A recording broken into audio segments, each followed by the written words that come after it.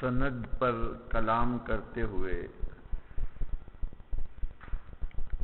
سند کا جو ابتدائی حصہ ہے یعنی حضرت شاہ ولی اللہ محدث دہلوی علیہ رحمہ تک، اس سلسلے میں جیسا کہ عرض کیا گیا تھا کہ مشہور سلسلے ہمارے دو ہیں، ایک وہ جو اکابر مظاہر سے منسلک ہو جاتا ہے، ایک وہ جو اکابر دیوبند سے منسلک ہو جاتا ہے۔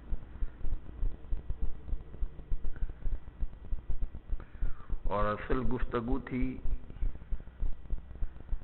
مطلق علم کے علو اور نزول اور پھر کتاب کے علو اور نزول کے بارے میں۔ کتاب کے متعلق عرض کیا تھا کہ میں نے من اولہ الی آخرہ حضرت مولانا یونس صاحب دامت برکاتہم العالیہ سے، انہوں نے حضرت مولانا زکریا صاحب سے، انہوں نے حضرت مولانا یحییٰ صاحب سے،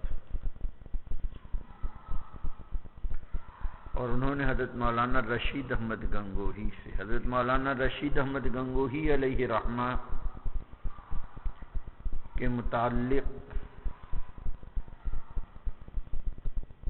جو عامتاً مظاہر علوم کے مشائخ کی سند وہیں تک پہنچتی ہے، اور ایک حضرت مولانا قاسم نانوتوی علیہ رحمہ کہ عامتاً ان کی سند دارالعلوم دیوبند سے زیادہ منسلک ہے، اور چونکہ میں نے مظاہر علوم میں پڑھا ہے اس لیے میری سند میں مولانا رشید احمد گنگوہی علیہ رحمہ کا ذکر ہوگا۔ جہاں تک مولانا نانوتوی کا تعلق ہے،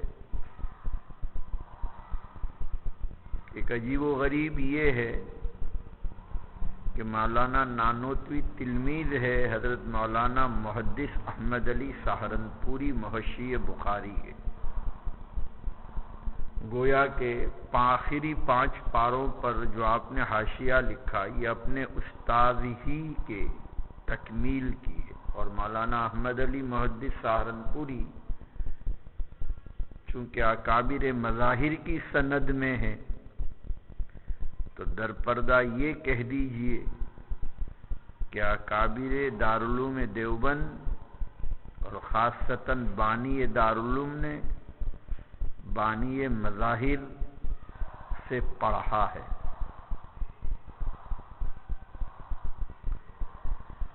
امامنا نانوتوی کی تفصیلات بھی ماقبل میں گزر چکی ہے، البتہ آپ کی تصانیف کے متعلق تھوڑی سی گفتگو کے بارے میں جو عرض کیا گیا تھا کہ عامتاً زیادہ تر مناظرے جو بھی کتابیں ہیں وہ کوئی باقاعدہ تصنیف نہیں، یا بعد والے کسی نے آپ کے علوم کو تصنیف کی شکل دی ہے، حکمت قاسمیہ وغیرہ۔ امامنا نانوتوی کی ولادت کے بارے میں گفتگو کرایا ہوں۔ 1857 میں شاملی کے میدان میں علماء حق کو جو من وجہ شکست ہوئی تو ان کی دوربین نگاہوں نے یہ تار لیا کہ اب ہمیں کوئی میدان جہاد کی بجائے مجاہدین کو تیار کرنے کا میدان بنانا چاہیے، اور شاملی کے میدان میں علماء کی شکست اور اہل حق کی شکست کی وجہ سے عیسائیوں میں اور جرأت بھی پیدا ہو گئی، اور انہوں نے اپنی عیسائیت کی تبلیغ اور اشاعت کے لیے علی الاعلان اس کی دعوتیں اور مناظرے شروع کر دیے۔ ایسے موقع پر جو شخص مجاہد جلیل کی شکل میں سامنے آیا، علمی دلائل سے مسلح ہو کر، وہ امام نانوتوی کی ذات گرامی ہے۔ 1876 میں مسئلہ خدا شناسی کے عنوان سے عیسائیوں نے بڑی چالاکی کے ساتھ عیسائی، مسلمان اور ہندوؤں کا ایک اجتماع شاہجہاں پور ضلع یو پی کا ہے، اس کے قریب چاندپور گاؤں میں ایک بہت بڑا مناظرہ اور ایک میلہ رچا اور نام رکھا میلہ خدا شناسی۔ اس مناظرے میں حضرت مولانا قاسم نانوتوی شریک ہوئے، مولانا منیر احمد آپ کے بھائی اور مولانا محمود الحسن یعنی آپ کے تلمیذ حضرت شیخ الہند اور مولانا فخر الحسن گنگوہی، آپ نے وہاں جو مدلل ابطال تثلیث اور ابطال شرک پر گفتگو کی، لوگ ہکا بکا رہ گئے اور اس بات توحید کے اوپر دلائل قائم کی۔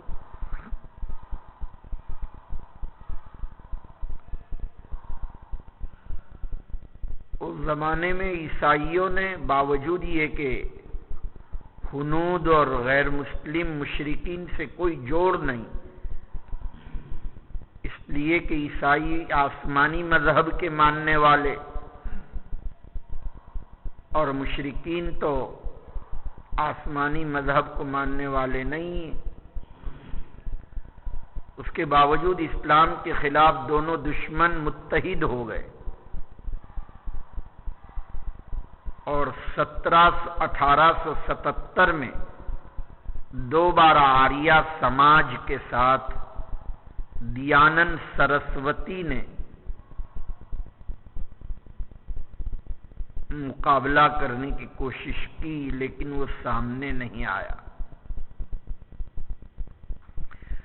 1877 میں حضرت مولانا حج بیت اللہ بائشپ پانی جہاز سے تشریف لے گئے،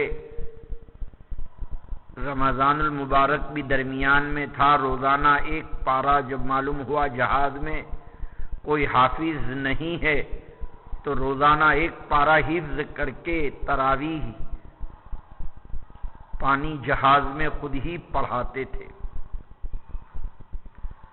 حج بیت اللہ سے واپسی کے بعد پھر ایک مرتبہ آپ کے علاقے میں، شاہجہاں پور تو بہت دور ہو گیا آپ سے، لکھنؤ کے قریب، لیکن آپ کا علاقہ جو روڑکی کا تھا وہاں پھر ایک مرتبہ دیانند سرسوتی نے، آریہ سماج نے آپ سے مناظرہ کرنا چاہا۔ غرض آپ کا زیادہ وقت مناظروں میں گزرا ہے اور کچھ ایسی تحریکات میں جیسے کہ عقد بیوگان کو جو لوگ بہت ہی معیوب سمجھتے تھے، اس کی اصلاح کی بڑی کوشش کی۔ اپنی ایک کبیر السن بہن جو بالکل صاحب فراش ہو چکی تھی، ان کو سمجھا کر ان کا بھی نکاح کرایا اور اس سنت کو زندہ کرنے کی اس زمانے میں آپ نے بڑی کوشش فرمائی۔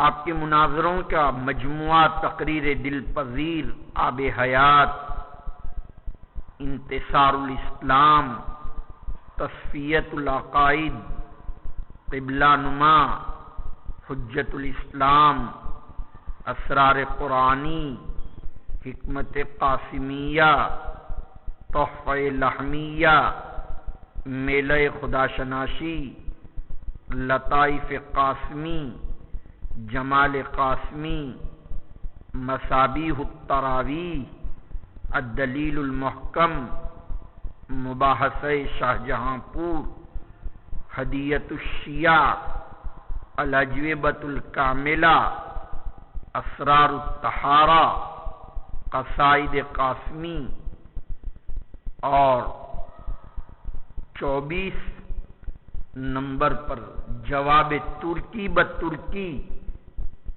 یہ کتابیں اور مکاتب حضرت نانوتوی اور مناظرہ عجیبہ تقریباً اگر آپ نے لکھا ہو تو یہ 24 کے قریب کتابیں آپ کی طرف منسوب ہے، اور سب سے زیادہ غیر معروف علماء میں آپ کا بخاری کا 5 پاروں کا حاشیہ 26 سے لے کر 30 تک، یہ بھی آپ ہی کا علمی کارنامہ ہے۔ حضرت مولانا کی وفات حسرت آیات 4 جمادی الاولی 1297 میں ہوئی۔ اگر دارالعلوم دیوبند کی بنیاد 1283-84 میں ہوئی ہے تو گویا 9 اور 7 سال دارالعلوم دیوبند کی بنیاد کے 16 سال تک آپ زندہ رہے۔ آپ کی انتقال پر سر سید احمد جیسے بانی علی گڑھ نے تعزیتی خط لکھ کر آپ کے کمالات علمی کا اعتراف فرمایا۔ بہرحال 1297 4 جمادی الاولی بروز پنج شنبہ مطابق 1880 1880 میں آپ کا انتقال 49 سال کی عمر میں دیوبند میں ہوا۔ دارالعلوم دیوبند سے کچھ قدم کے فاصلے پر آج بھی مزار قاسمی کے عنوان سے وہ خطہ مرجع الخلائق بنا ہوا ہے، اور وہاں پھر یک کے بعد دیگر مشائخ بھی وہیں مدفون ہیں دیوبند میں۔ یہ گفتگو میں نے اس پر کی تھی کہ اگر ہمارے علماء دیوبند کی سندیں ان کا مرکز یا مولانا رشید احمد گنگوہی یا مولانا قاسم نانوتوی،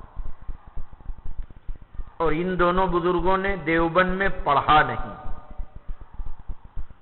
کیونکہ یہ دیوبند اور مظاہر علوم کے وجود سے پہلے دہلی کے حضرت مولانا مملوک العلی کے تلامذہ۔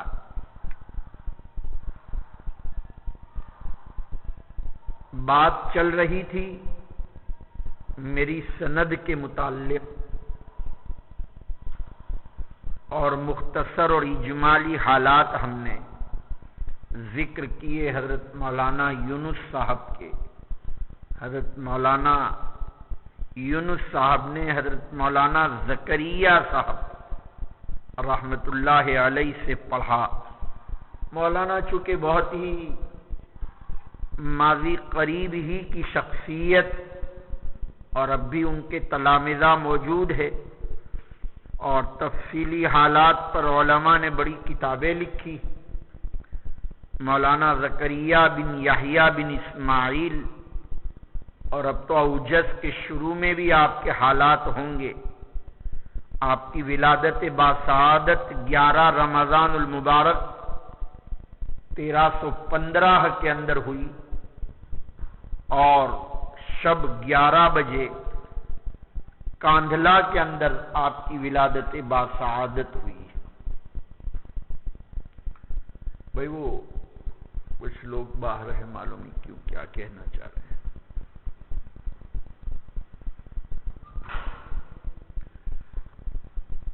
تو حضرت مولانا زکریا صاحب رحمت اللہ علیہ، جن کی ولادت 11 رمضان 1315 کے اندر ہوئی، اور شب 11 بجے حضرت مولانا خود ہی تحریر فرماتے ہیں کہ 1388 کے اندر 13 سال کی عمر میں آپ کاندھلا سے تشریف لائے، اور مظاہر علوم سہارنپور میں 1332 کے اندر 1388 کے اندر رجب المرجب میں آپ کے ہم محترم حضرت مولانا الیاس صاحب رحمۃ اللہ علیہ چونکہ وہاں مدرس تھے تو آپ نے اور آپ کے والد بزرگوار بھی اس لیے 1388 کے اندر حضرت مولانا نے نحو میر میں داخلہ لیا، بلکہ 1332 میں مستقلاً ایک پورا سال منطق پڑھی اور 1333 کے اندر اپنے والد بزرگوار کے پاس یعنی حضرت مولانا یحییٰ صاحب رحمۃ اللہ علیہ کے پاس مکمل دورہ حدیث پڑھا۔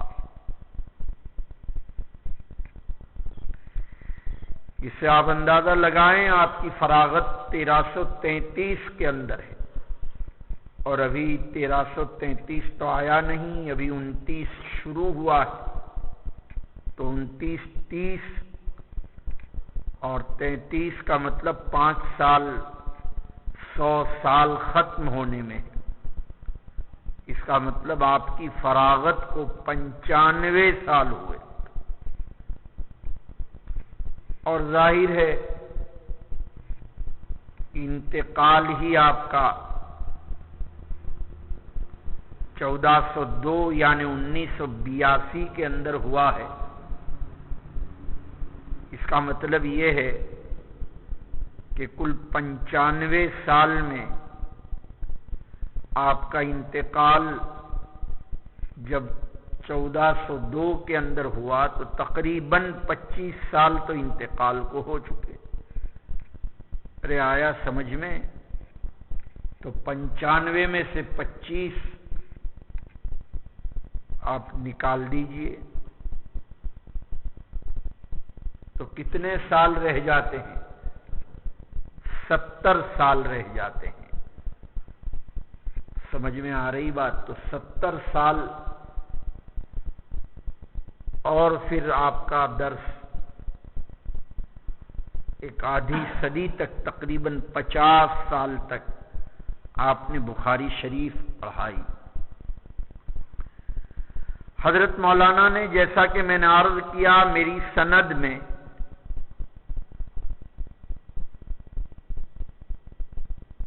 مولانا زکریا صاحب سے قراءتن نہ صحیح سمان بخاری شریف کا اول اور آخر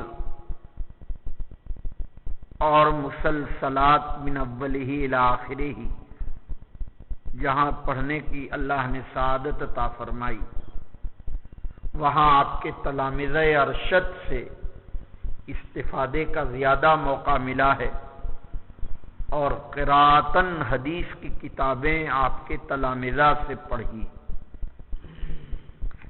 حضرت مولانا نے اولاً اپنے والد بزرگوار سے جو کہ تلمیذ ارشد ہیں حضرت مولانا رشید احمد گنگوہی نور اللہ مرقدہ کے،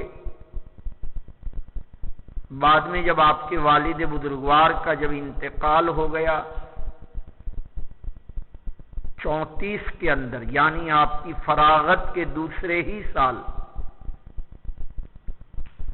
تو آپ نے اپنے شیخ طریقت حضرت مولانا خلیل احمد صاحب نور اللہ مرقدہ سے دوسری مرتبہ دورہ حدیث کو آپ نے پڑھا 34 میں، اور 35 میں پھر آپ مدرس ہو گئے، اور مدرس ہونے کے بعد 5 سال تک تو حدیث کی کوئی کتاب آپ کے متعلق نہیں ہوئی۔ 1340 میں حدیث کا پہلا سبق آیا۔ اس دوران بذل المجہود کی تالیف میں اپنے استاد کے رفیق کار رہے، اور بذل المجہود کی تکمیل ہوئی ہے 45 کے اندر، 1345 میں، جس کی تفصیل آگے حضرت مولانا خلیل احمد صاحب نور اللہ مرقدہ کے حالات میں آ رہی ہے۔ وفات حسرت آیات یکم شعبان 1402 مطابق 24 مئی 1982 میں مدینہ منورہ میں مابین العصر والمغرب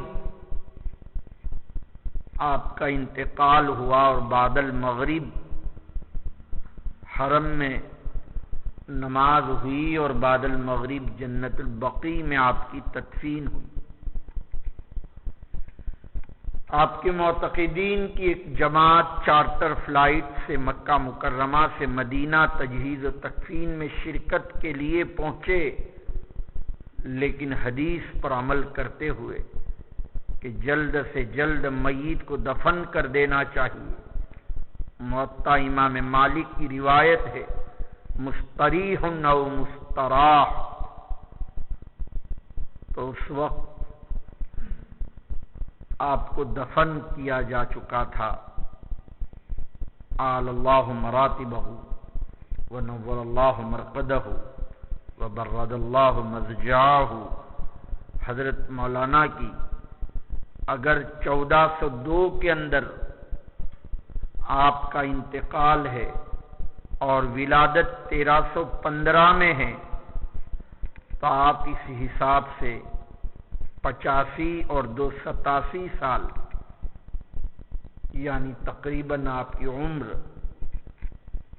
90 میں 3 سال کم، جس میں ایک بڑی مدت تک آپ نے بخاری شریف کا درس دیا، اور آپ کے تلامذہ اس وقت مسند تدریس حدیث پر براجمان ہیں، اور یہ جو صدی میں جہاں جہاں بھی آپ کو اساتذہ حدیث پڑھا رہے ہیں، وہ بالواسطہ یا بلا واسطہ حضرت مولانا صاحب اوجد المسالک شریک شرح ابی داؤد حضرت مولانا خلیل احمد صاحب کے تلمیذ ارشد ہی کے تلامذہ ہے۔ حضرت مولانا نے جہاں مولانا یحییٰ صاحب سے پڑھا، ابھی میں نے ذکر کیا، مولانا خلیل احمد صاحب سے بھی استفادہ فرمایا۔ مولانا خلیل احمد صاحب جو حضرت گنگوہی کے سب سے پہلے خلیفہ ہیں، امبھیٹوی کہا جاتا ہے اس لیے کہ گاؤں ہے امبھیٹا کر کے، جیسے آپ کے قریب میں سیدوں کا گاؤں ہے، ایسے وہاں سہارنپور کے قریب بھی دوآبا کے درمیان ایک گاؤں امبھیٹا شیوخ کے نام سے مشہور ہے۔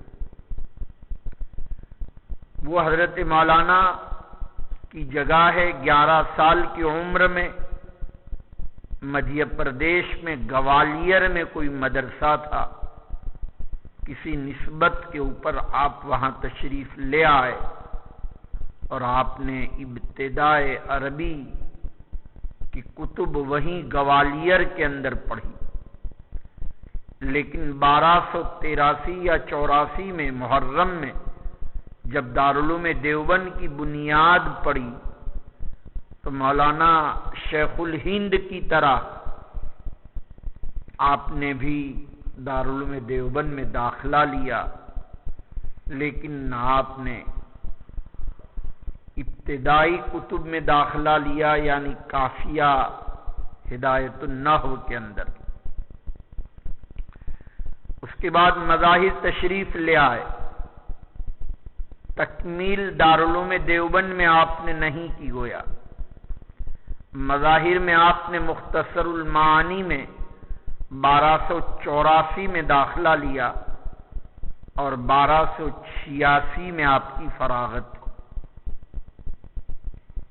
اس سے آپ اندازہ لگا رہے ہوں گے کہ دارالعلوم دیوبند اور مظاہر علوم سہارنپور کے 3 یا 4 سال کی بنا کی مدت کے بعد حضرت مولانا نے سند فراغ 1286 کے اندر حاصل فرمائی.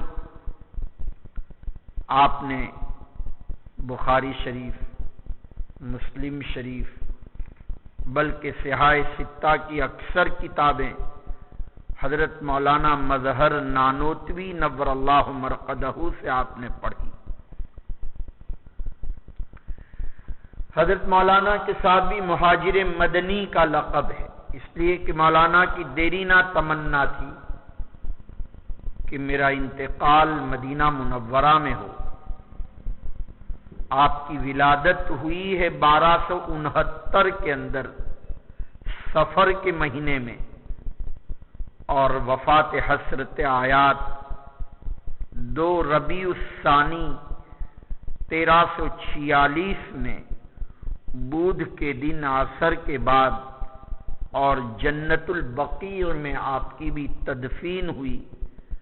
اور آپ ہی کے نقش قدم پہ چل کے آپ کے تلمیذ ارشد نے بھی مدینہ منورہ کی ہجرت فرمائی. حضرت مولانا کے قراءتاً استاد تو مولانا مظہر نانوتوی، لیکن جہاں تک اجازت کا تعلق ہے حدیث کی کتابوں کے، وہاں شاہ عبد الغنی مجددی علیہ رحمہ جو صاحبزادے ہیں حضرت مولانا ابو سعید مجددی کے، جن کی کتاب الیانع الجنی میں جن کے ثبت کس کو کہتے ہیں؟ حدیث کی وہ کتابیں جن میں مشائخ نے اپنی اسانید کو جمع فرمایا. کتب انواع حدیث کا جہاں ذکر آیا تھا، اور 56 کے قریب جو انواعیں ذکر کی تھی، وہاں ثبت کا ذکر بھی غالباً آ چکا تھا. حضرت مولانا نے پڑھا ہے عبد الغنی مجددی سے بھی، جن کا حاشیہ انجاح الحاجہ ابھی آپ کے ہاتھوں میں جو ابن ماجہ ہے ان پر وہی حاشیہ ہے. اور آپ نے مولانا عبد القیوم بودھانوی سے استفادہ کیا. یہ جو لفظ بودھان آتا ہے، یہ آپ کے قریب میں جو بودھان ہے وہ لفظ تو ہے بہودھان. بہودھان وہ نہیں ہے، یہ بودھانا ایک جگہ ہے. بودھان اور ہے، بودھانا کیرانا، کاندھلا، جھنجھانا، یہ دہلی سے 40 کلومیٹر پر یہ مواقع ہے جہاں اکابرین اور مشائخ کے بڑے بڑے مزارات ہیں. شاہ العالمین عبد الرزاق کا مزار کیرانہ میں، اور رد عیسائیت پر آج کل آپ جو سنتے ہیں کہ ذاکر نائک بہت پیش ہے، یہ حقیقت میں احمد دیدات کی انگریزی کتابوں سے استفادہ کر کے رد عیسائیت پر کام کرتے ہیں. لیکن احمد دیدات کے پاس بھی کچھ نہیں تھا. حضرت مولانا رحمت اللہ کیرانوی نور اللہ مرقدہ، ان کی کتاب ہے اظہار الحق عربی میں. اسی کتاب کو حضرت مولانا تقی عثمانی نے بائبل سے قرآن تک اس کا اردو ترجمہ کیا ہے.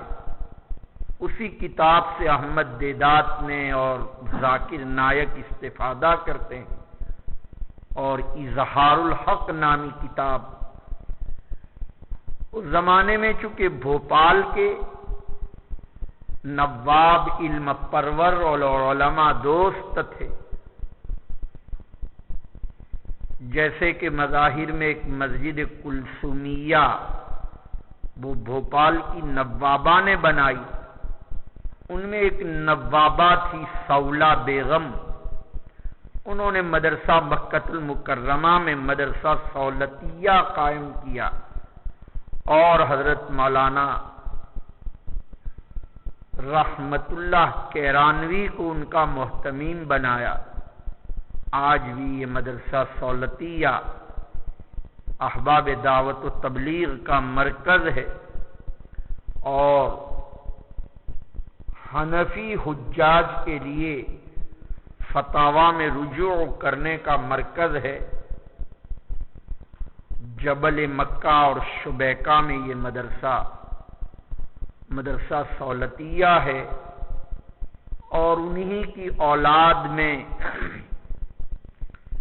اہتمام و انتظام و انصرام منتقل ہوتا رہا اور آج بھی ان کے پوتے پر پوتے ہی محتمیم ہیں، اور علماء ہند ابھی بھی ہندوستان کے طرز پر وہاں درس و تدریس کا نظام پورے سعودی میں یہ ایک ہی ادارہ ہے جو اکابر دیوبند کی نمائندگی کرتا ہے۔ تو یہ مولانا رحمت اللہ کیرانوی یہ کیرانہ کے رہنے والے تھے۔ پھر مشائخ کاندلہ تو آپ کے سامنے ہے ہی، جیسے مولانا الیاس صاحب، ان کے والد مولانا اسماعیل، ان کے بھائی مولانا یحییٰ، پھر ان کے صاحبزادوں میں حضرت مولانا یوسف، مولانا زکریا، یہ تمام مشائخ کاندلہ کہلاتے ہیں۔ میں عرض یہ کر رہا تھا کہ اس کے قریب یہ بودھانا ایک جگہ ہے، وہاں حضرت مولانا عبدالحی بودھانوی جو حضرت شاہ عبدالعزیز محدث دہلوی علیہ رحمہ کے تلمیذ ارشد بھی اور ساتھ ہی ان کے داماد بھی تھے، انہی کے صاحبزادے حضرت مولانا عبدالقیوم بودھانوی ہے، وہ حضرت مولانا عبدالحی کے صاحبزادے ہیں اور شاہ اسحاق صاحب دہلوی کے تلمیذ ہیں اور شاہ اسحاق صاحب دہلوی کے داماد بھی ہیں، ان کی بیٹی سے بھی نکاح ہوا ہے۔ تو یہ وہ مشائخ ہیں جن سے حضرت مولانا خلیل احمد صاحب نور اللہ مرقدہ نے قراءتن نہیں اجازتن پڑھا ہے۔ قراءتن تو حضرت مولانا مظہر نانوتوی سے پڑھا ہے۔ اس لیے میں عرض کر رہا ہوں کہ حضرت مولانا خلیل احمد صاحب کے مشائخ میں سے مولانا عبدالقیوم بودھانوی علیہ رحمہ اور شاہ عبدالغنی مجددی علیہ رحمہ، آپ نے فراغت کے بعد لاہور، مسوری، منگلور، بھوپال، بھاولپور، بریلی سب جگہ درس دیا۔ مولانا خلیل احمد صاحب نور اللہ مرقدہ نے اس زمانے میں چونکہ غیر منقسم ہندوستان تھا، لہذا لاہور اور بھاولپور جو اب پاکستان کے اجزاء بن چکے ہیں، ان دنوں میں حضرت مولانا نے وہاں بھی فیض پہنچایا، حتیٰ کہ بریلی اور منگلور، یہ منگلور سے آپ کا منگلور جو بنگلور کے قریب، یہ مراد نہیں ہے، بلکہ منگلور ایک قصبہ ہے روڑکی کے قریب، وہ منگلور مراد ہے جہاں کے حضرت مولانا حافظ عبداللطیف صاحب پور قاضوی اور حضرت مولانا ثابت علی صاحب، جن کا تعارف ماقبل میں سند مسلم میں گزر چکا ہے، اپنے زمانے کے امام النحو فرماتے تھے کہ ثابت کے کمرے کا چوہا چوہا نحوی ہے، وہ بھی پرقاضی کے رہنے والے، اور میں نے جن سے شرح تہذیب پڑھی حضرت مولانا ظریف احمد صاحب نور اللہ مرقدہ، وہ بھی رہنے والے تھے پرقاضی کے۔ وہیں پر یہ قصبہ ہے منگلور، روڑکی کے قریب۔ حضرت مولانا خلیل احمد صاحب نے وہاں بھی درس و تدریس کا کام کیا، فراغت کے بعد پھر حضرت مولانا تشریف لے آئے دارالعلوم دیوبند میں 1333 میں مدرس دوم بن کر، اس لیے کہ مدرس اول تھے حضرت شیخ الہند علیہ الرحمہ، اور مدرس دوم بن کر آپ تشریف لے آئے 1333 کے اندر۔ اس وقت آپ کی عمر 26 سال کی ہوگی۔ پھر 1314 میں بعد میں پھر اس کے بعد 34 کے اندر مظاہر علوم میں دوبارہ تشریف لائے مدرس اول کی حیثیت سے، اور پہلی مرتبہ آپ نے جب بخاری شریف پڑھائی اپنے تلامذہ کو تو کل 8 طلباء تھے۔ 1346 میں مدینہ منورہ میں آپ کا انتقال ہوا۔ آپ کی تالیفات میں بذل المجہود ہے جس کی تصنیف میں 10 سال ہوئے۔ 1335 میں اس کو لکھنا شروع کیا تھا۔ پہلے تو یہ لیٹھو پریس پر ہندوستان میں چھپی تھی 5 جلدوں میں، اور ہم لوگوں کو جیسے آپ کے ہاتھوں میں مسلم شریف ما شرح نووی دی جاتی ہے، ہم جب مظاہر میں پڑھتے تھے تو ابو داؤد شریف ما بزل کے 5 جلدیں دی جاتی تھی، ابو داؤد شریف نہیں دی جاتی تھی، بزل ہی طلباء کے پاس ہوتی تھی۔ اب معلوم نہیں کیا شکل ہے، بہرحال اب تو یہ بزل بیروت میں 20 جلدوں میں چھپ چکی، مکتبہ جامعہ میں یہ کتاب موجود ہے، آپ مراجعات فرمائیں۔ تو میں یہ عرض کر رہا تھا کہ حضرت مولانا نے جب 1345 کے اندر اس کتاب کو ختم فرمایا تو علماء حجاز کی بڑی دعوت کی آپ نے، اور علماء عرب میں آپ کا تعارف آج بھی شارح ابی داؤد کے عنوان سے ہو رہا ہے، جیسا کہ حضرت مولانا زکریا صاحب رحمت اللہ علیہ کا شارح اوجز کے عنوان سے آپ متعارف ہے علماء عرب کے درمیان۔ حضرت مولانا خلیل احمد صاحب نور اللہ مرقدہ، حضرت مولانا رشید احمد گنگوہی کے خلیفہ اول، مولانا مظہر نانوتوی کے تلمیذ ارشد، اور حضرت مولانا زکریا صاحب نور اللہ مرقدہ کے شیخ طریقت۔ تفصیلی حالات اگر جناب کو دیکھنا ہو تو مولانا عاشق الہی میرٹھی کی کتاب تذکرۃ الخلیل کا مطالعہ فرمائیں۔ حضرت مولانا اشرف علی تھانوی نور اللہ مرقدہ نے بھی آپ کے حالات پر ایک کتاب خانہ خلیل کے نام سے تالیف فرمائی۔ ایک مرتبہ حضرت مولانا خلیل احمد صاحب اتفاق سے گزر رہے تھے اور امام تھانوی علیہ رحمہ کے مہمان ہو گئے۔ حضرت امام تھانوی کا اپنا شباب تھا، مولانا خلیل احمد صاحب کا بڑھاپا تھا۔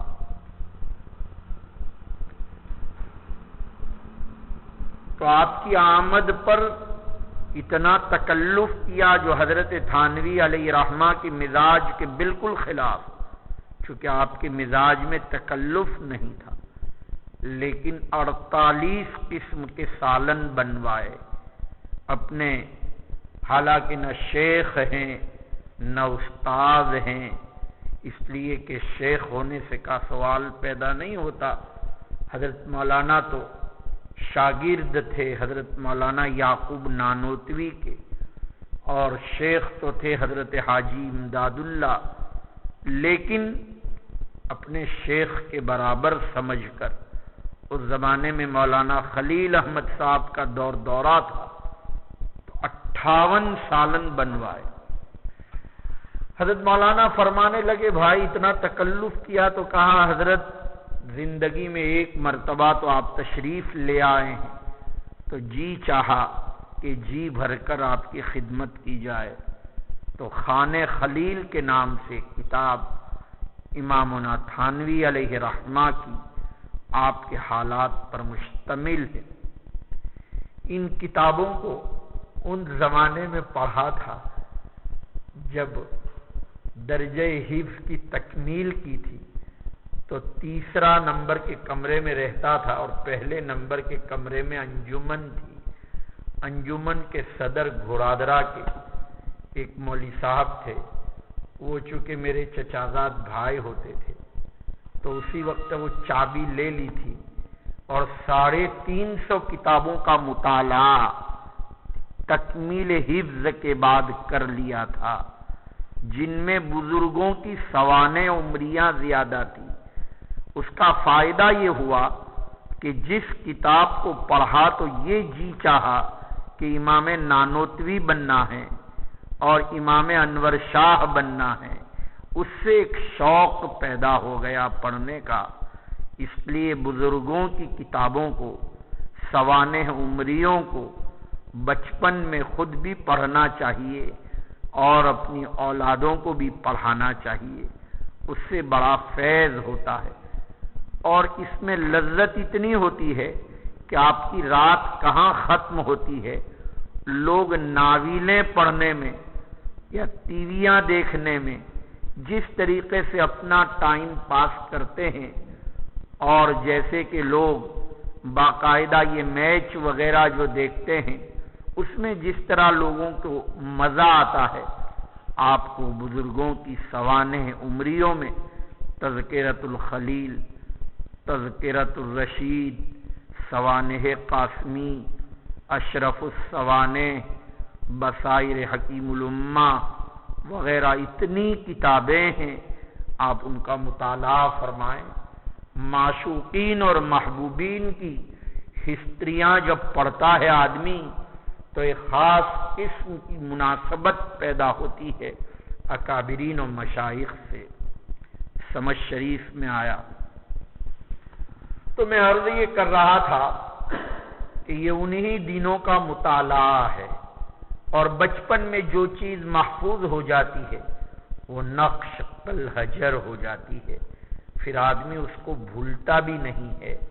اس لیے بھی دعائیں بھی بچپن میں یاد کر لی جائے، تقاریر بھی بچپن میں یاد کر لیے جائیں، اچھے اشعار بھی بچپن میں جب یاد کر لیے جاتے ہیں تو پھر آدمی اپنی تقریروں میں بھی جا بجا اس کو منطبق کرتا ہے۔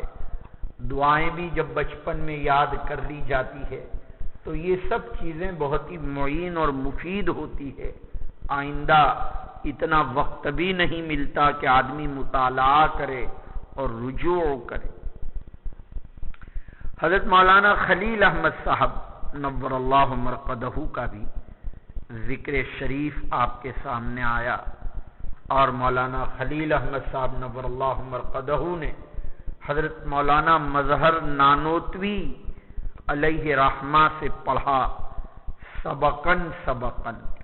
حضرت مولانا مظہر نانوتوی علیہ رحمہ کے متعلق جہاں تک گفتگو کا تعلق ہے، درمیان میں مولانا یحییٰ صاحب کاندھلوی اوجھل نہ ہو جائیں، اس لیے کہ مولانا زکریا صاحب نے بخاری شریف 2 مرتبہ پڑھی، مولانا یونس صاحب نے 2 مرتبہ پڑھی، اور ناقل کو بھی بخاری شریف 2 مرتبہ پڑھنے کی اللہ نے توفیق عطا فرمائی، جبکہ دورہ حدیث کے اندر اول نمبر آیا تھا، اس کے باوجود 2 مرتبہ پڑھنے کی توفیق ہوئی۔ تو عرض یہ کر رہا تھا کہ حضرت مولانا یحییٰ صاحب سے پہلی مرتبہ پڑھا اور مولانا خلیل احمد صاحب سے دوسری مرتبہ پڑھا۔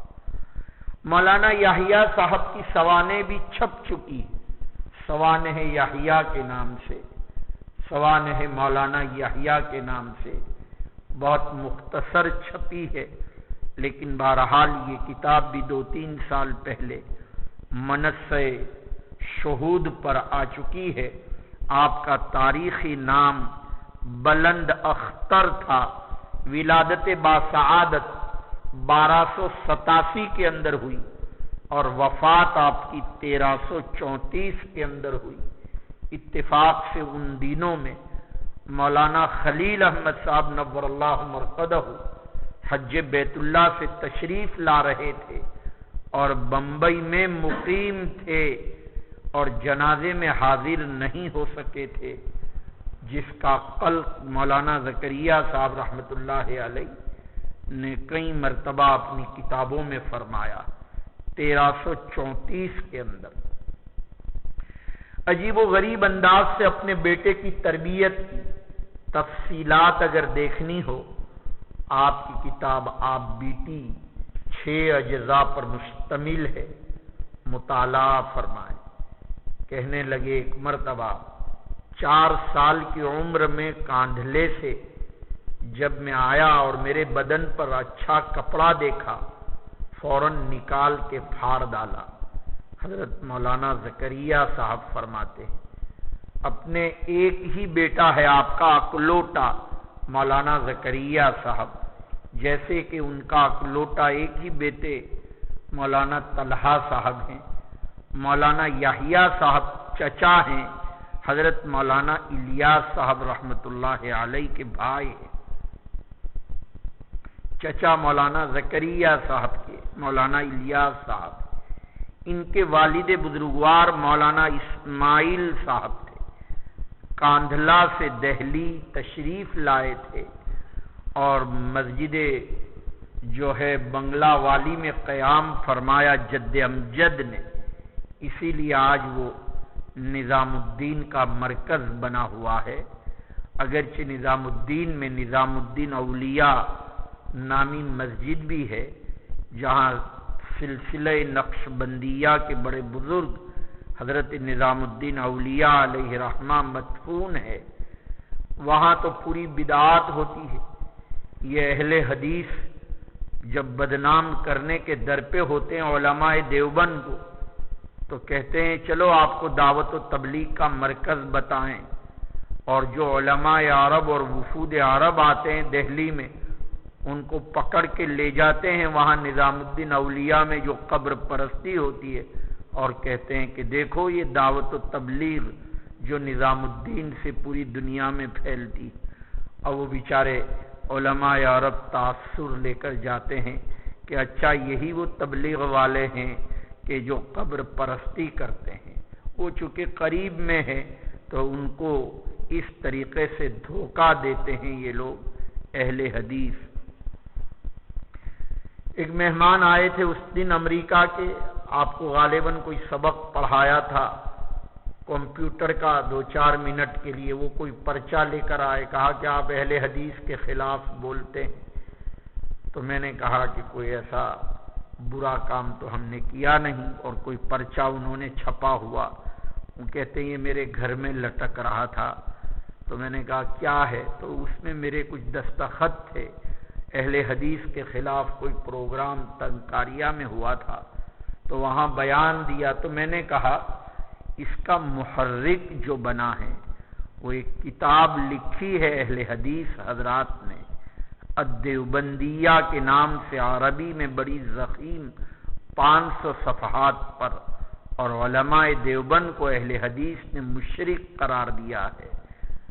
ظاہر ہے آپ لوگ بریلویوں کے تصوف کو ہمارے اکابرین کے تصوف پر چسپاں کرتے ہیں، تو ضرورت پڑتی ہے جب غلو ایک طرف سے ہوتا ہے تو کم از کم اس کی جواب دہی کی ضرورت پڑتی ہے اور دفاع کی۔ تو کہنے لگے وہ تو کسی ایک فرد نے کتاب لکھی۔ میں نے کہا آپ نے اس ایک فرد کی تردید میں کون سا بیان دے دیا ہے کہ جس سے ہم یہ سمجھیں کہ یہ ایک فرد نے کتاب لکھی ہے؟ کہتے ہیں آپ نے تردید اجتماعی کی اور وہ ایک فرد نے کتاب لکھی۔ میں نے کہا جی وہ فرد نے لکھی لیکن اس نے آپ کی جماعت کی طرف اس کو منسوب کیا ہے، اس لیے غلو جب دوسری طرف سے ہوتا ہے تو ہمیں اپنے بزرگوں کے طریقے کے خلاف کبھی کبھی ویٹو استعمال کرنا پڑتا ہے، بادل ناخواستہ اور مجبوری کے طور پر، ورنہ نفس عمل بالحدیث کوئی ایسی ممنوع شے نہیں ہے۔ لیکن جب آپ ائمہ مجتہدین کے اوپر جو ہے، اور میں آپ کو تفصیل سے بتا چکا ہوں کہ اہل حدیث حقیقت میں منکرین حدیث درایت ہے، تفصیل گزر چکی ہے، جس کے اعادے کی ضرورت نہیں، فتنہ انکار حدیث کے ذیل میں۔ تو گفتگو چل رہی تھی، حضرت مولانا یحییٰ صاحب نے بڑی عجیب و غریب تربیت فرمائی اپنے صاحبزادے۔ مغرب کے بعد تکرار کا وقت ہوتا تھا، مولانا نگرانی کرتے تھے کہ زکریا کن کے قریب کھڑا رہتا ہے۔ ظاہر ہے ایک کم عمر طالب علم یا ایک ابھی امردہی کی شکل میں ہو، ایک والی اور مربی کو اس کی تربیت کی فکر ہوتی ہے، تو فرماتے ہیں کہ اگر ایک مرتبہ سے زائد دوسری یا تیسری مرتبہ کسی طالب علم کے قریب نماز میں کھڑے ہو جاتے تھے تو فوراً کھینچائی ہوتی تھی، بلکہ اگر پہلی رکعت میں انا آتینا اور دوسری میں قل هو اللہ سے بڑی مغرب کے بعد کی 2 سنتوں میں کوئی بڑی سورت سورہ فلق یا سورہ ناس اگر پڑھ لیتے تھے تو کہتے ہیں ایک دن اتنی زور سے تھپڑ مارا اور یہ کہا کہ بڑے نفلیں پڑھنے والے آ گئے، ابھی تو تم فرض پڑھو، یعنی تکرار اور مطالعہ کرو، پھر ایک دن وہ آئے گا کہ تم دنیا میں لوگوں کی نوافل اور تہجد اور اوابین زندہ کرو گے۔ اللہ نے وہ دعائیں قبول کر لی۔ ہر چیز کا ایک وقت ہوتا ہے، لہذا شیطانی دھوکہ ہوتا ہے۔ طالب علمی کے زمانے میں اعمال صالحہ، فرائض کی ادائیگی، صف اولیٰ کا اہتمام، تکبیر تحریمہ، یہ تو بہت ضروری ہے۔ اس کے علاوہ آپ کا سب سے بڑا وظیفہ یہی ہے کہ آپ حدیث شریف پڑھیں، تفسیر کی کتابوں کا مطالعہ فرمائیں۔ حضرت مولانا تو بڑی عجیب تعبیر فرماتے ہیں، امامنا تھانوی نور اللہ مرقدہ کہتے ہیں یہ وظیفے پر وظیفے دیتے رہتے ہیں، سمجھ میں آیا؟ قرآن کی تلاوت نہیں بتاتے۔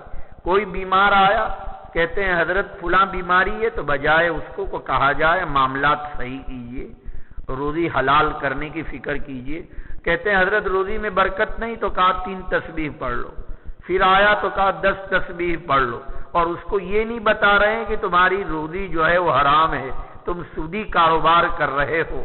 جب تک تم ان چیزوں سے نجات نہیں پاؤ گے تو وظائف پر وظائف بھی تم پڑھتے رہو گے، اور حج پر حج بھی اگر تم کرتے رہو گے تو ظاہر ہے تمہاری روزی میں برکت ہونے والی نہیں۔ اصل چیز تصوف کو سمجھنا پڑے گا۔ مزاج نبوت اور مزاج شریعت سے جب تک آپ کا تصوف منطبق نہیں ہوگا تو یہ بھی ایک قسم کی بدعت ہے، التزام مالا یلزم ہے۔ اگر آپ نے ان چیزوں کو بنیاد بنایا تو ظاہر ہے ایک بریلوی کسی چیز کو غیر لازم کو لازم کرتا ہے، تم ان کو بریلوی اور بدعتی کہتے ہو، اور تم کسی چیز کو بعض مرتبہ آدمی وظائف میں تخلف نہیں کرتا اور فرائض کو چھوڑ دیتا ہے، کہتے ہیں الحمدللہ کبھی تسبیح فوت نہیں ہوئی، سمجھ میں آیا؟ اور نمازوں کی نمازیں اور معاملات کے معاملات غتربود ہوتے ہیں، سمجھ میں آیا؟ اسلام کو سمجھنا پڑے گا۔ اس کے لیے امامنا تھانوی علیہ رحمہ کے علوم اور ان کی تعلیمات کا مطالعہ کیجئے، جب جا کے ذہن بنے گا۔ حضرت امامنا تھانوی کی کتاب آپ دیکھتے رہیے، ان کے علوم، ان کے مواعظ، ان کے ملفوظات آپ جتنا پڑھیں گے تو کیا چیز ہے دین یہ سمجھ میں آئے گا۔ 2 بزرگوں کی کتابیں پڑھیے، ایک تو حکیم الحجت الاسلام امامنا نانوتوی کی کتابوں کا مطالعہ کیجئے، استدلالی صلاحیت پیدا ہوگی، اور ایک حضرت مولانا تھانوی علیہ رحمہ کی کتابوں اور تعلیمات سے فائدہ اٹھائیے۔ یہی بات حضرت مولانا الیاس صاحب نور اللہ مرقدہ فرماتے تھے، کاش کہ اس پر عمل کیا جاتا۔ آج اس پر عمل نہ ہونے کی وجہ سے کام کی کثرت تو ہو رہی ہے، پھیلاؤ تو ہو رہا ہے، لیکن انا نحن نزلنا الذکر وانا لہ لحافظون، ایک ہوتا ہے جماؤ اور ایک ہوتا ہے پھیلاؤ۔ جماؤ اور پھیلاؤ میں بہت بڑا فرق ہے۔ حضرت مولانا الیاس صاحب رحمۃ اللہ علیہ فرمایا کرتے تھے، طریقہ کار تو میرا ہو اور تعلیمات امامنا تھانوی کی ہو۔ اگر اس طریقے کو اپنایا جاتا تو میں سمجھتا ہوں کہ پھر امت کی نبض اور روحانی امراض کے اوپر جو باقاعدہ گرفت ہوتی، بہت بڑا کام اللہ پاک امت کے اندر لے رہے ہیں۔ ہر قرن اول کا ہیرا اس کو کہا جائے، لیکن علماء کی بے توجہی کی وجہ سے اور علماء کو جس انداز سے لگنا چاہیے، اس کام کی جو افادیت ہونی چاہیے بنیاد اور جڑ سے، اس لیے ضرورت ہے کہ تعلیمات تھانوی کو اپنا مطالعہ اور اپنا موضوع بنائیں۔ امامنا تھانوی نور اللہ مرقدہ نے امت کی جو اصلاح فرمائی، جامع المجددین، صدیوں میں ایسا شخص پیدا نہیں ہوا ہے، اور آپ دیکھتے چلے جائیے اللہ پاک نے ہر علم میں اور امت کی اصلاح کا ایک مجدد اللہ تعالیٰ نے پیدا فرمایا تھا، جنہوں نے ایک ایک مرض کی۔ آپ عصر کے بعد جو کتابی تعلیم ہوتی ہے وہ امامنا تھانوی علیہ رحمہ کی تعلیمات ہوتی ہے، جس میں آپ نے اندازہ لگایا ہوگا کہ جیسے وہ آپ کو پکڑ رہے ہیں۔ سمجھ میں آیا؟ یعنی آپ کی نبض کے اوپر ایسا ہاتھ رکھتے ہیں اور کسی کو نہیں چھوڑتے۔ سمجھ میں آیا؟ نہ شیخ کو چھوڑتے ہیں، نہ عالم کو چھوڑتے ہیں، نہ معلم کو چھوڑتے ہیں، نہ متعلم کو چھوڑتے ہیں۔ اللہ پاک نے یعنی ایسے علوم، آج بھی ان علوم کو جب پڑھتے ہیں تو ایک عجیب روحانیت اور نورانیت، جیسا کہ وہ کھینچ رہے ہوں آپ کو عمل صالح کی طرف، اور بالکل سامنے موجود ہیں، اور آپ ان کی کتاب کو تنہائیوں میں پڑھیں تو آپ کی آنکھیں آنسو بہائے گی کہ اچھا یہ سب بیماری تو میرے اندر ہے۔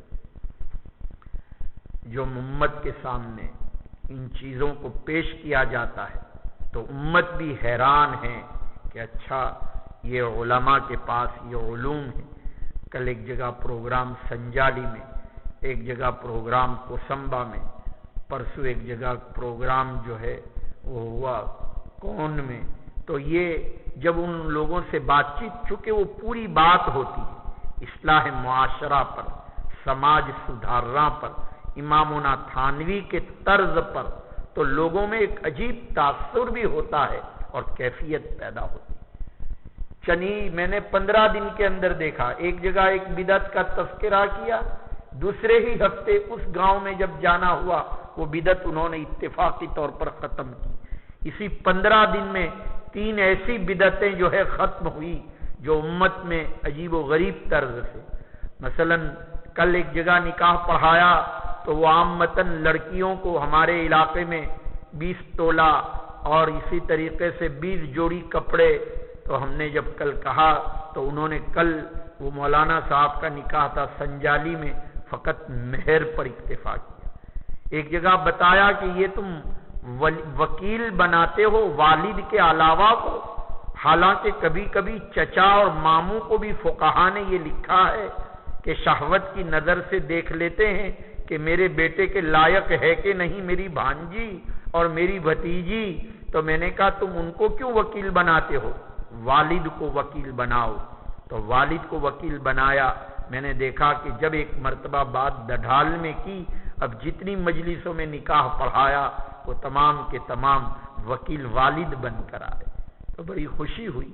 امت میں طلب ہے، لیکن علماء کو چاہیے کہ امت میں کام کرے، فقط لینا ہی اور مانگنا ہی نہ ہو، دینے کی فکر بھی کریں۔ تو جب یہ فکریں پیدا ہوگی تو امت بہت ہی صلاحیت رکھتی ہے۔ ذرا نم ہو تو یہ مٹی بڑی زرخیز ہے ساقی، شرط یہ ہے کہ تھوڑا ان کو پانی پلانے کی ضرورت ہوتی ہے اور کہنے کا انداز اچھا ہونا چاہیے۔ لٹھ نہیں مارنا چاہیے، یہ نہیں کہنا ہے کسی کو کہ تم بدعات میں مرتکب ہو، یہ نہیں کہنا ہے۔ لوگوں کو بیماری، ڈاکٹر بیماری بتاتا ہے، بیمار نہیں بتاتا ہے۔ ایک عالم کو چاہیے عمل کفر، عمل بدعت یا عمل کو بتائے، آدمی کسی کو کافر نہ بنائے۔ کفر اور چیز ہے، کافر اور چیز ہے، بدعملی اور چیز ہے، آدمی کا جو ہے گنہگار ہونا اور چیز ہے۔ گناہ بتائیں، گنہگار نہ بتائیں۔ گنہگار بتانے سے کہ تم گنہگار ہو، اس سے تنفر پیدا ہوتا ہے۔ چند واقعات بتلائے ان کو کہ ہمیں کیسے اصلاح کرنی چاہیے۔ امت میں بڑی طلب ہے، الحمدللہ دعوت و تبلیغ کی برکت سے امت میں ایسا ماحول پیدا ہوا ہے کہ آپ صحیح دین پیش کریں گے، وہ ہاتھوں ہاتھ امت اس کو لے لے گی، لیکن شرط یہ ہے کہ آپ صحیح انداز سے اس کو پیش کریں۔ کیوں نہیں پیش کر رہے ہیں علماء؟ جی پول کھول دوں، چونکہ ہماری برادری ہے اس لیے کوئی حرج نہیں ہے۔ اصل میں جیب میں کچھ ہوتا ہے تو بازار میں جا کر خرچ کرنے کا جی چاہتا ہے، اور جیب خالی ہوتا ہے تو پھر آدمی کیا کر سکتا ہے؟ تو ٹائٹل اور لیبل تو ہے ہمارے ساتھ، لیکن صلاحیتیں اور استعدادیں نہیں ہیں، لہذا مولوی بیچارہ عوام بھی کوئی بات۔ ایک مولوی صاحب نے نماز دہرائی، میں نے پوچھا کہ کیوں آپ نے نماز دہرائی؟ کہنے لگے کہ مصلی کہنے لگ گئے کہ نماز نہیں ہوئی۔ سمجھ میں آیا، حالانکہ نماز میں کوئی فساد نہیں تھا۔ تو اس طرح علماء وجود میں آ رہے ہیں۔ ہم نہیں چاہتے ہیں کہ بھیڑ کی بھیڑ نکلے، بلکہ یہ چاہتے ہیں کہ اچھے علماء پیدا ہوں جو امت کا درد اور قرآن لے کر امت میں کام کریں۔ پھر دیکھیے آپ کے مسائل اللہ جو حل فرماتے ہیں، ایک غم اوڑھ لینے کے بعد اللہ تمام ہموم و غموم کی کفالت فرماتے ہیں۔ عرض یہ کر رہا تھا کہ حضرت مولانا یحییٰ صاحب نور اللہ مرقدہ نے بڑی عجیب و غریب تربیت فرمائی۔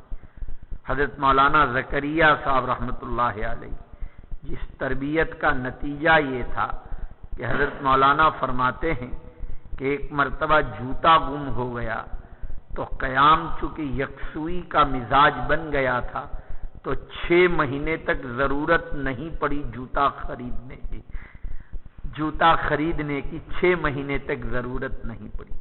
پوری آپ بیتی پڑھیے، بڑے عجیب و غریب واقعات ہیں حضرت مولانا زکریا صاحب رحمۃ اللہ علیہ کے۔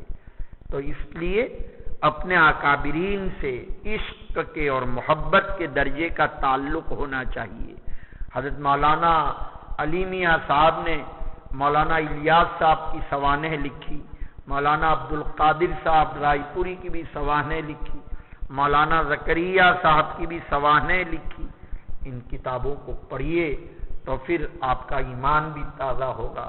حضرت شاہ وسیع اللہ، حضرت مولانا مسیح اللہ خان صاحب رحمۃ اللہ علیہ کے علوم سے استفادہ کیجیے۔ بات چل رہی تھی حضرت مولانا یحییٰ صاحب کاندھلوی نور اللہ مرقدہ کی وفات 1334 کے اندر ہوئی۔ مولانا رشید احمد صاحب کی تلمیذ ارشد اور آخری تلمیذ ہے۔ 1301 سے 1310 تک مولانا نے دورہ پڑھایا مکمل، اور سب سے پہلے دورے حدیث کی بنیاد مولانا رشید احمد گنگوہی نے ڈالی ہے، اور نزول آب کی وجہ سے دورہ موقوف کر دیا۔ کہتے ہیں یہ تو بڑھاپے کی لاٹھی ہے، میری لاٹھی ہے، مولانا یحییٰ صاحب کی شان میں کہا کرتے تھے۔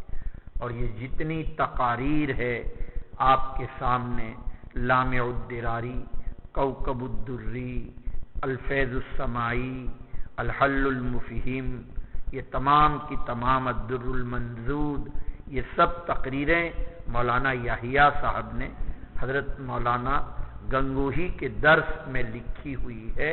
اسی کو آپ کے صاحبزادہ محترم نے اس کو چھپوایا، باقاعدہ تحقیق کی اس کی، اور ان کتابوں کو اشاعت فرمائی آپ۔ حضرت مولانا یحییٰ صاحب وہ بھی خلافت تھی حضرت مولانا خلیل احمد صاحب نور اللہ مرقدہ سے، اور مولانا رشید احمد صاحب کے تلمیذ تھے، اور حضرت مولانا الیاس صاحب رحمۃ اللہ علیہ کے بھائی تھے۔ بہرحال میری سند میں چونکہ یہ دونوں بزرگ آتے ہیں، یعنی میں نے مولانا یونس صاحب سے جن کے حالات گزر چکے، پھر مولانا یونس صاحب نے دو بزرگوں سے پڑھا، مولانا یونس صاحب نے حضرت مولانا زکریا صاحب سے پڑھا، تو حضرت مولانا زکریا صاحب کے بھی حالات اجمالی ذکر کیے میں نے۔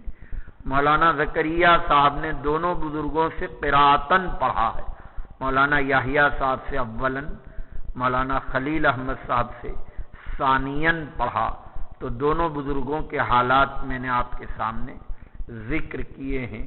مولانا خلیل احمد صاحب رحمۃ اللہ علیہ نے حضرت مولانا مظہر نانوتوی نور اللہ مرقدہ سے پڑھا، مولانا مظہر نانوتوی علیہ رحمہ کے حالات بھی آپ کے سامنے ما قبل میں گزر چکے ہیں۔ ابھی بہت جلد ایک کتاب آئی ہے، کاندھلا سے مولانا افتخار الحسن صاحب کے صاحبزادے کی کتاب ہے، جن کا نام ہے مولانا راشد صاحب، انہوں نے کتاب تالیف فرمائی ہے۔ حضرت مولانا مظہر نانوتوی علیہ رحمہ کے حالات کے اوپر یہ کتاب موجود ہے، اس لیے اس کتاب کا بھی مطالعہ کیا جائے۔ مولانا مظہر نانوتوی علیہ رحمہ استاد الکل مولانا مملوک العلی نانوتوی کے بھتیجے ہیں، اور بانی ہے مظاہر علوم سہارنپور کے۔ آپ نے مظاہر علوم میں تو تعلیم حاصل کرنے کا سوال نہیں، اس لیے کہ ابتدائی میں آپ نے تعلیم حاصل فرمائی ہے دہلی میں اپنے عم محترم مولانا مملوک العلی رحمۃ اللہ علیہ سے۔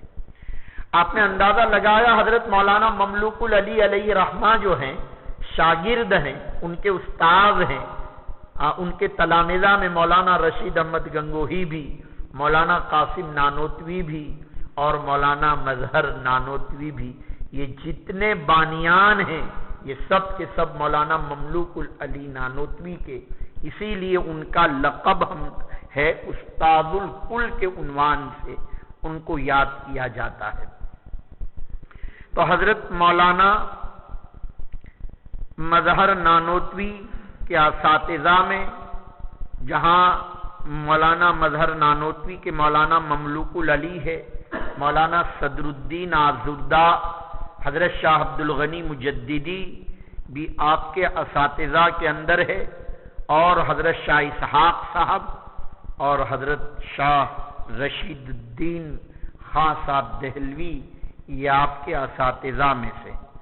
براہ راست چونکہ شاہ اسحاق صاحب سے آپ نے استفادہ فرمایا ہے، اور شاہ عبد الغنی مجددی سے تلامذہ میں مولانا نانوتوی کا بھی ذکر آتا ہے، 25 پاروں پر حاشیہ جہاں مولانا جو ہے احمد علی محدث سہارنپوری نے لکھا، وہاں مولانا قاسم صاحب بانی دارالعلوم دیوبند ہیں، لیکن تلمیذ ہیں بانی مظاہر حضرت مولانا مظہر نانوتوی علیہ رحمہ کے۔ عمر میں بھی چونکہ مولانا مظہر نانوتوی علیہ رحمہ بڑے تھے، آپ کے تلامذہ میں مولانا خلیل احمد صاحب، آپ کے تلامذہ میں ایک عجیب و غریب نام ملتا ہے، حضرت حاجی امداد اللہ صاحب رحمۃ اللہ علیہ، جو شیخ ہیں امامنا نانوتوی، مولانا رشید احمد گنگوہی، امامنا تھانوی کے، وہ تلمیذ ہیں حضرت مولانا مظہر نانوتوی بانی مظاہر علوم سہارنپور کے، آپ تلمیذ ہیں۔ آپ کی وفات 24 ذی الحجہ 1302 میں بعد المغرب 70 سال کی عمر میں ہوئی۔ آپ ایک بات پوچھا کرتے تھے، بھائی پیشانی کے اوپر پسینہ آ گیا؟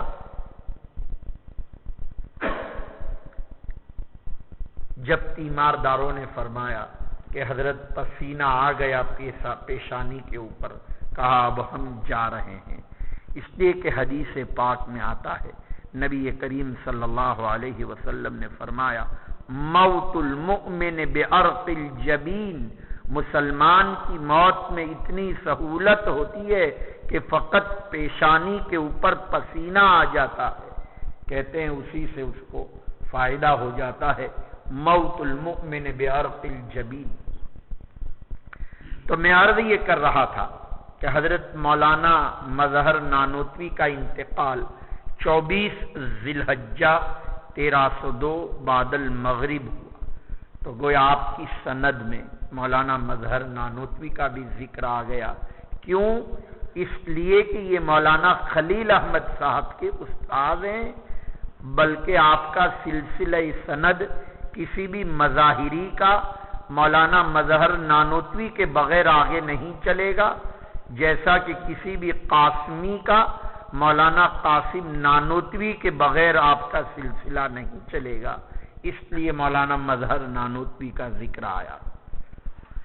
البتہ مولانا خلیل احمد صاحب کے اساتذہ میں نے ذکر کیا، لیکن یہ تو وہ سند چل رہی ہے جو قراءتن ہے، میں نے اس سند سے تعرض نہیں کیا جو کہ اجازتن ہے، ورنہ اس اعتبار سے اگر دیکھا جائے تو مسلسلات پڑھتے وقت میں نے عرض کیا کہ کتاب میں نے مولانا زکریا صاحب سے، انہوں نے مولانا خلیل احمد صاحب سے، اور انہوں نے مولانا عبد القیوم بودھانوی سے، یہ مولانا عبد القیوم بودھانا کے رہنے والے صاحبزادے ہیں حضرت مولانا عبدالحی بودھانوی کے، جو کہ تلمیذ ارشد ہیں حضرت مولانا اسحاق صاحب دہلوی کے، تلمیذ ہیں مولانا عبدالحی والد، اور عبد القیوم جو استاد ہیں حضرت مولانا خلیل احمد صاحب کے، وہ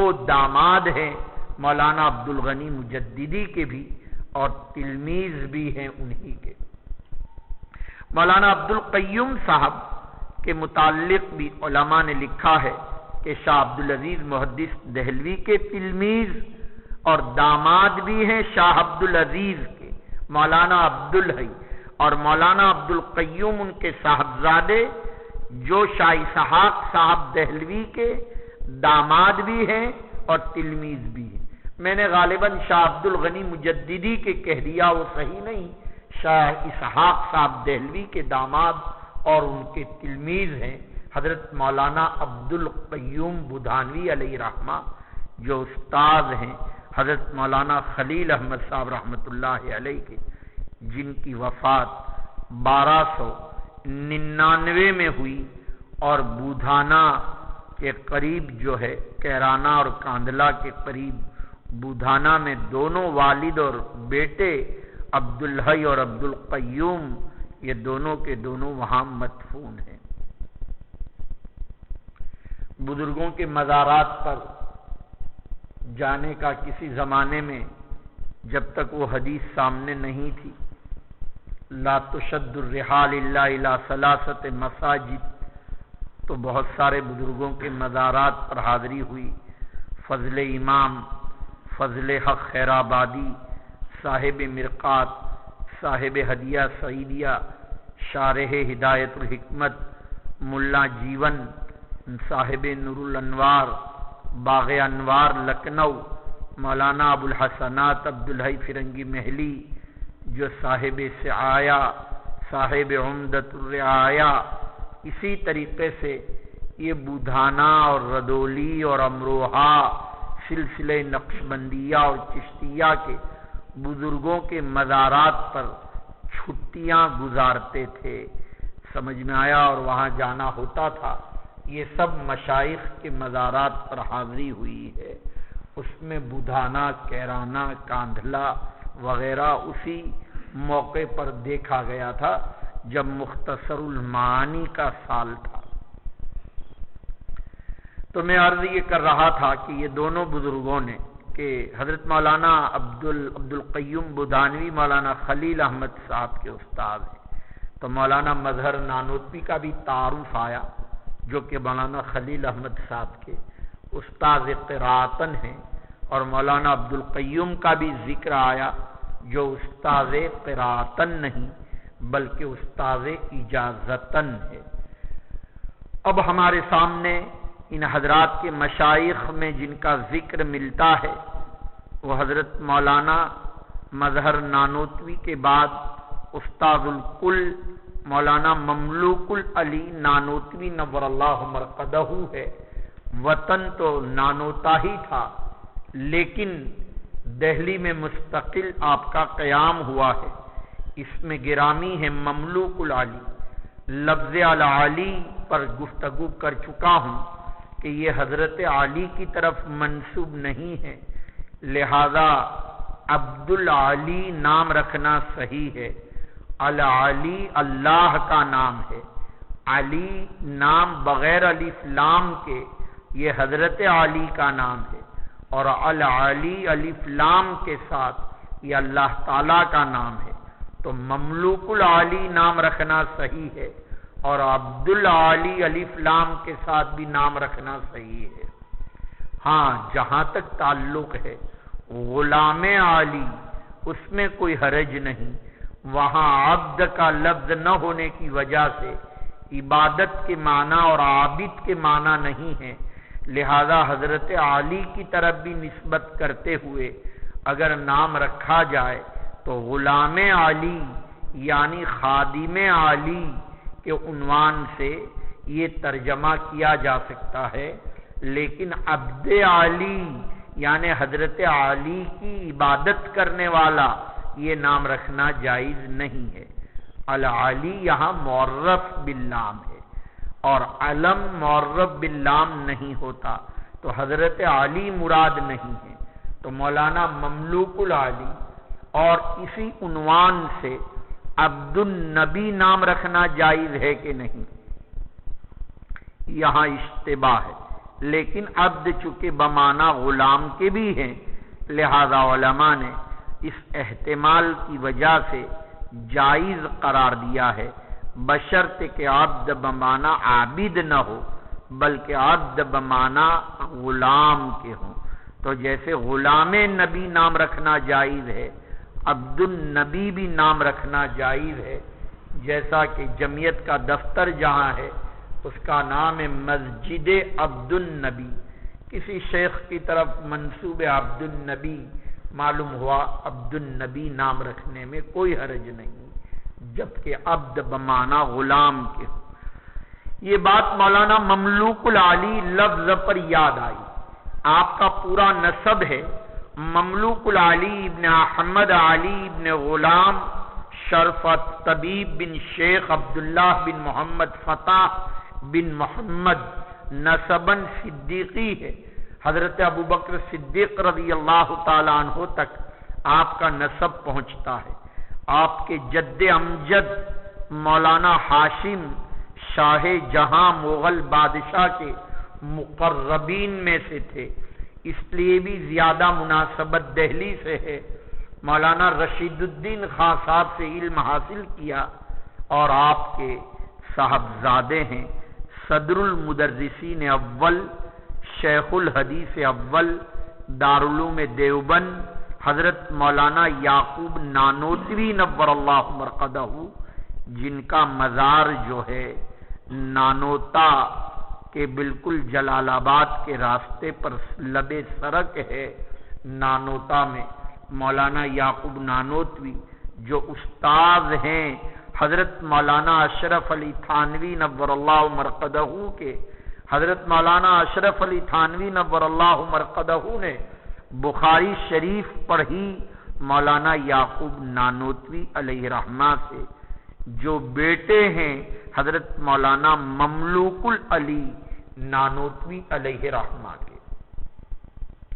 حضرت مولانا مملوک العلی نانوتوی علیہ رحمہ کے جہاں شاگرد حضرت مولانا یعقوب نانوتوی بیٹے ہونے کے اعتبار سے ہیں، اسی طرح مولانا رشید احمد گنگوہی، مولانا قاسم نانوتوی اور حضرت مولانا مظہر نانوتوی آپ کی وفات حسرت آیات 11 ذی الحجہ 1267 کے اندر ہوئی، مرض یرقان کے اندر پیلیا ہو گیا تھا اور دہلی میں آپ کی تدفین ہوئی قبرستان مہدیان، جہاں حضرت شاہ ولی اللہ محدث دہلوی علیہ رحمہ اور شاہ عبدالعزیز محدث دہلوی علیہ رحمہ کا مزار ہے، وہاں آپ کی تدفین ہوئی ہے حضرت مولانا مملوک العلی علیہ رحمہ کی۔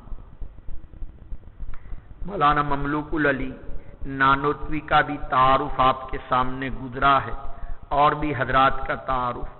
ہمارے ان اکابرین اور مشائخ میں محشی بخاری مولانا احمد علی، جن کی سند آپ کے سامنے ہے، مولانا فرماتے ہیں الفصل السابع والعشرون فی بیان الاسناد منی الی المؤلف، صفحہ 12 کے اوپر، قرأت اکثر هذا الجامع الصحیح للبخاری رحمہ اللہ الفاضل الفقی العلمی شیخ وجیہ الدین المحسنی الصدیقی السہرنپوری فی البلدہ سہرنپور، سانح اللہ تعالی عن الآفات والشرور، وحصل له الاجازہ والقراء عن الشیخ العالم الربانی مولانا عبدالحی عن الشیخ الماہر فی علم الباطن والظاہر مولانا عبدالقادر عن اخیہ الشیخ عبدالعزیز عن ابیہ الشیخ ولی اللہ الدہلوی۔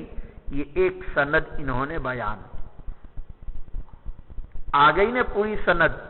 سب سے پہلا واسطہ وجیہ الدین کا، دوسرا واسطہ مولانا عبدالحی کا، تیسرا عبدالقادر کا، چوتھا عبدالعزیز کا، اور پانچواں حضرت شاہ ولی اللہ محدث دہلوی کا۔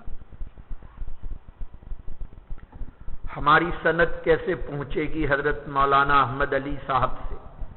ہم نے پڑھا حضرت مولانا یونس صاحب سے، انہوں نے حضرت مولانا زکریا صاحب سے، ان کو سند حاصل ہے حضرت مولانا عنایت الہی صاحب سے، اور مولانا عنایت الہی صاحب کو اجازت حاصل ہے حضرت مولانا احمد علی سہارنپوری سے، اور مولانا احمد علی سہارنپوری کی سند آپ کے سامنے موجود ہے۔ یعنی یہ سند جو آپ دیکھ رہے ہیں یہ مولانا احمد علی سہارنپوری ہی کی سند ہے جو انہوں نے ذکر فرمائی ہے۔ مولانا احمد علی سہارنپوری کے تلمیذ ہیں مفتی عنایت احمد، جن کی ابتدائی تعلیم گنگوہ میں ہوئی۔ مولانا احمد علی صاحب کا تعارف گزر چکا جی۔ مولانا احمد علی صاحب سہارنپوری علیہ رحمہ کے تلمیذ ہیں مفتی عنایت احمد صاحب۔ کیا تعارف گزرا مولانا احمد علی صاحب کا؟ ان کا تعارف نہیں گزرا ہے۔ محشی بخاری، محشی ترمذی، محشی مشکات المصابیح۔ اولاً آپ نے حضرت مولانا سعادت علی سہارنپوری علیہ رحمہ سے حاصل کیا علم، پھر مولانا مملوک العلی سے پڑھا مولانا احمد علی سہارنپوری نے، پھر مکۃ المکرمہ کا سفر کیا اور وہاں جا کر حضرت مولانا شاہ اسحاق صاحب دہلوی سے علم حاصل کیا، مکہ جا کر۔ اسی لیے آپ دیکھ رہے ہیں ہا وبہ قال حدثنا، دوسری سند پیش کر رہے ہیں، یہ وہی سند ہے۔ ثم قرأت ثانیا بعض الصحیح، ملا وسمعت بعضه بقراءة الغیب على الشیخ المکرم المشتہر بین الآفاق بالفضل والوفاق مولانا محمد اسحاق فی البلدۃ المکرمہ مکۃ المعظمہ زادہ اللہ تکریما و تعظیما وأجازني به وقال وحصل له الإجازة والقراءة والسماع من الشيخ الأجل والهبر الأكمل الذي فاق بين الأقران بالتمييز أعني الشيخ عبد العزيز وحصل له الإجازة والقراءة والسماع من والده الشيخ ولی اللہ بن شیخ عبد الرحیم الدہلوی۔ ارے آیا مولانا احمد علی صاحب نے اپنی 2 سندیں بیان، ایک میں اپنے استاد قرار دیا مولانا وجیہ الدین کو، دوسرے میں استاد قرار دیا مولانا اسحاق کو۔ پہلی سند ان کی نازل ہے اس لیے کہ شاہ ولی اللہ تک 5 واسطے ہیں، اور دوسری سند کے اندر آپ کے واسطے حضرت شاہ اسحاق صاحب، اور پھر اس کے بعد شاہ عبدالعزیز صاحب، اور پھر اس کے بعد حضرت شاہ ولی اللہ۔ گویا فقط وہاں تک پہنچنے میں 3 واسطے ہیں۔ ارے آیا اس اعتبار سے مولانا احمد علی کی بھی ایک سند عالی اور ایک سند نازل۔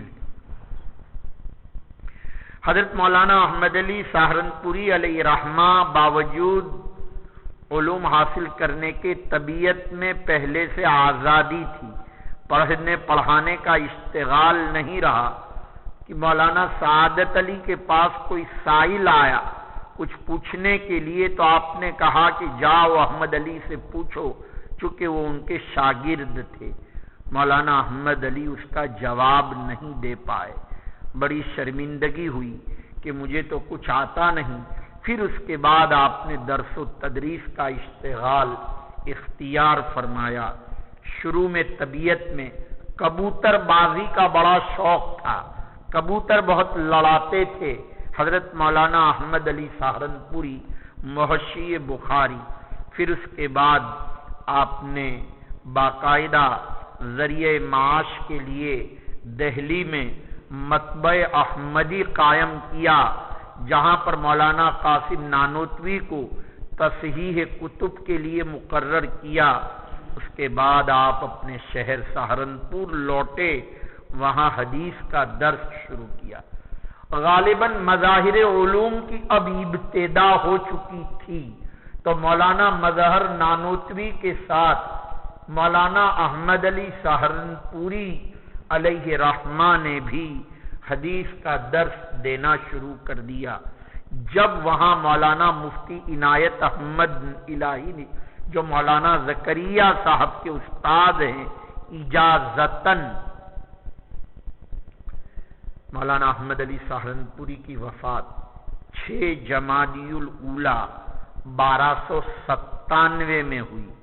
اس سے بھی زیادہ بات واضح ہوتی ہے کہ جب 1297 میں آپ کا انتقال ہوتا ہے، جبکہ حضرت مولانا قاسم نانوتوی کا بھی انتقال 1297 کے اندر ہی ہوتا ہے، بلکہ 2 ہی دن کا فرق ہے۔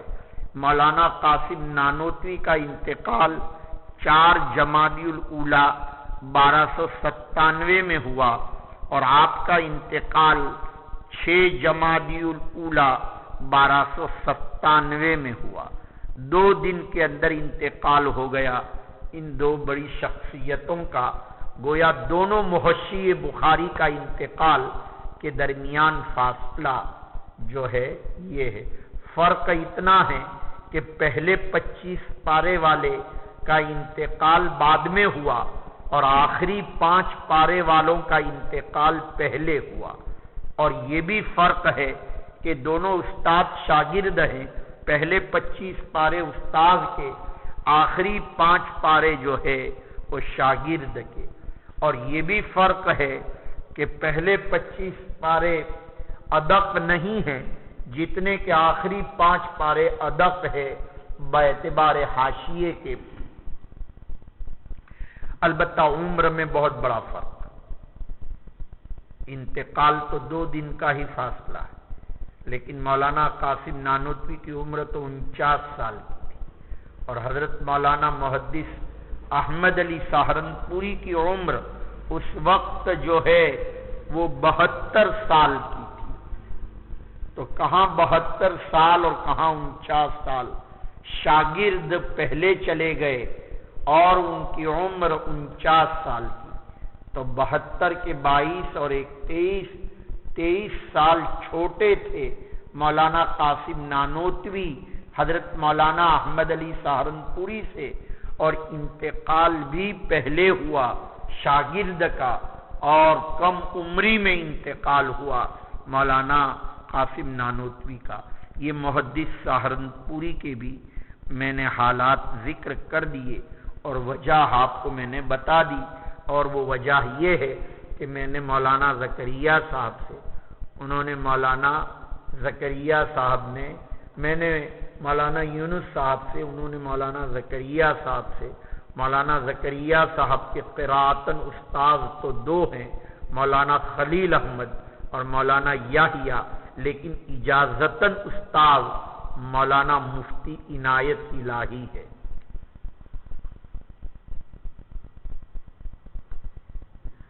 حضرت مولانا زکریا صاحب کو بار بار یہ کہا کرتے تھے، چونکہ ان دنوں میں یہ محتمیم کے عہدے پر تھے، یہ یاد رہے کہ مظاہر علوم میں ناظم کا عہدہ اور محتمیم کا عہدہ الگ الگ ہے۔ دوسرے مدارس میں جو محتمیم ہے وہ ناظم ہے، جو ناظم ہے وہ محتمیم ہے۔ بعض مدارس میں ناظم کا عہدہ مقدم ہے، محتمیم کا عہدہ مؤخر۔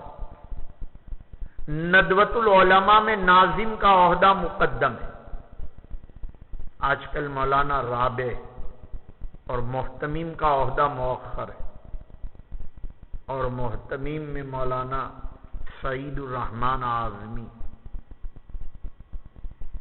مظاہر میں بھی ناظم کا عہدہ مقدم ہے اور محتمیم کا عہدہ مؤخر ہے۔ ناظم اگر مولانا سلمان ہے تو محتمیم کوئی اور ہوگا، اور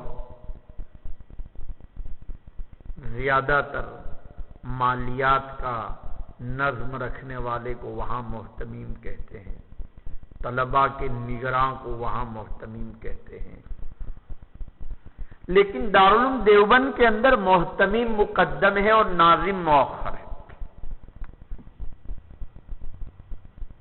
آپ کے یہاں ایک کتاب لکھی ہوئی ہے، میڈیا میں رکھی ہے، اس کا نام ہے کشکول جامعہ، اس کا کبھی مطالعہ کیجیے۔ میں نے اپنے تمام نظریات پوری زندگی بھر کے اس میں لکھ دیے ہیں کہ محتمم کسی کو بنانا چاہیے کہ نہیں، شیخ الحدیث کسی کو بنانا چاہیے کہ نہیں، تو لکھ دیا ہے کسی کو کوئی عہدے کا عنوان نہ دیا جائے، کوئی نہ شیخ الحدیث ہو نہ کوئی محتمیم ہو۔ سمجھ میں آیا؟ پوری ترتیب جو ہے یہ سب لکھ دیا ہے، مونگ پھلی کا تیل کھلانے کا کہ کپاسیا کا کھلانے کا، کون سی سیزن میں خریدنے کا، سمجھ میں آیا؟ اور یہ ہے کہ بلڈنگ کی اونچائی کتنی رکھنے کی اور بلڈنگ کے آرچ کیسی بنانے کی، کشکول جامعہ نام کی کتاب ہے، اس میں مطالعہ کیجیے۔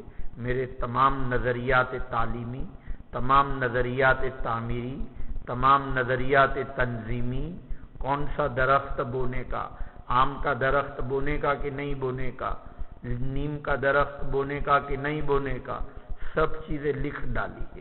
کشکول جامعہ اس کتاب کا نام ہے، چونکہ کب چلا جانا پڑے کچھ پتا تو ہے ہی نہیں، سمجھ میں آؤ؟ ہر وقت تیار ہیں اللہ کے یہاں، جو ہے جب بلاوا آ جائے بس دعا آدمی کرتا رہے کہ اللہ تعالی ہم سب کا خاتمہ ایمان پر فرمائے۔ مزے تو وہیں آئیں گے، یہاں تو بے قراری، بے چینی، ممکن ہے وہاں اچھے طلباء مل جائیں جو رجال پر بھی کلام سننے کے لیے تیار ہوں، یہاں تو وہ مولانا مل گئے ہیں مجھے ایک، سمجھ میں آیا، اور یہ اتنی خوش فہمی میں مبتلا ہے کہ مجھ جیسا تو کوئی محنتی پوری کلاس کے اندر ہے نہیں، اس لیے میں منظور نظر بنا ہوا ہوں۔ جی، سب سے پہلے گھر جاتے ہیں اور سب سے دیر میں مسجد میں آتے ہیں، سمجھ میں آیا؟ جی، اور مولانا تو صبح میں نے کہا حجاج کی چائے ملاقات لے لے، تو یہ مولانا صاحب تو چائے پینے چلے گئے، ان کو چائے کا تقاضا زیادہ ہو گیا۔ اور عارف بھائی نے تو حاجیوں کی ملاقات بھی نہیں کی، بغیر ملاقات کے ابھی تک حاجی کی ملاقات نہیں کی۔ امتیاز بھائی یہ ہے موبائل والے، انہوں نے بھی نہیں کی حاجیوں کی ملاقات، سمجھ میں آیا ہے؟ تو یہ بعض لوگ جو ہیں بغیر ملاقات کے ہی نکل گئے، چائے کا تقاضا ان کو زیادہ تھا۔ جی تو عرض کر رہا تھا، اب وہ کہہ رہے ہیں مجھے، میں دیکھ نہیں رہا ہوں اس طرف، لیکن سمجھتا سب ہوں کہ اب وہ مجھے یہ کہہ رہے ہیں کہ نہیں میں نے ملاقات کی۔ سمجھ میں آیا؟ یعنی میں نے جب دیکھا جب ملاقات نہیں کی تھی، اور بعد میں گویا ملاقات کی ہوگی، میں نے جب دیکھا اس وقت نہیں کی تھی۔ سمجھ شریف میں آیا، اس لیے کہ لائن میں سے چائے کے لیے اٹھ کر میں نے جاتے ہوئے دیکھا اور بعد میں آتے ہوئے نہیں دیکھا، اس لیے میں نے یہی سمجھا کہ ملاقات نہیں کی۔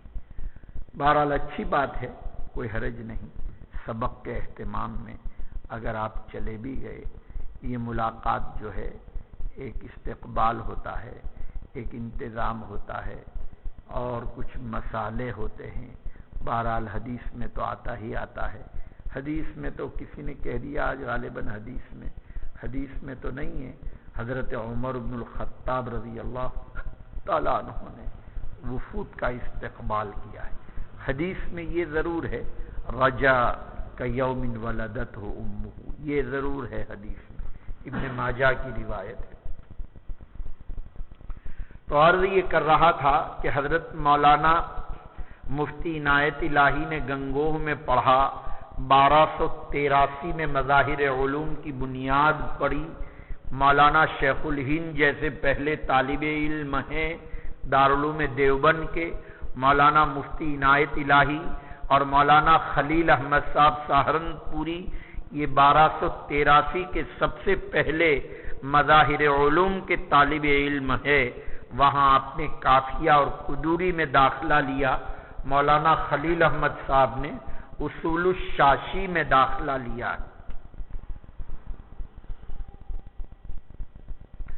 مجھے چونکہ اس کا بڑا شوق ہے تو میری ایک کاپی ہے، کبھی آپ کو دکھاؤں۔ یہ جتنے اکابرین ہیں ان تمام کے اصول الشاشی کے نمبر، نور الانوار کے نمبر، میرے اساتذہ کے تو ہے ہی، لیکن مولانا باندوی کے، مولانا ہردوئی کے، مولانا مفتی محمود الحسن کے، مولانا خلیل احمد صاحب کے، سب کے نمبرات بھی میں نے جمع کر رکھے ہیں۔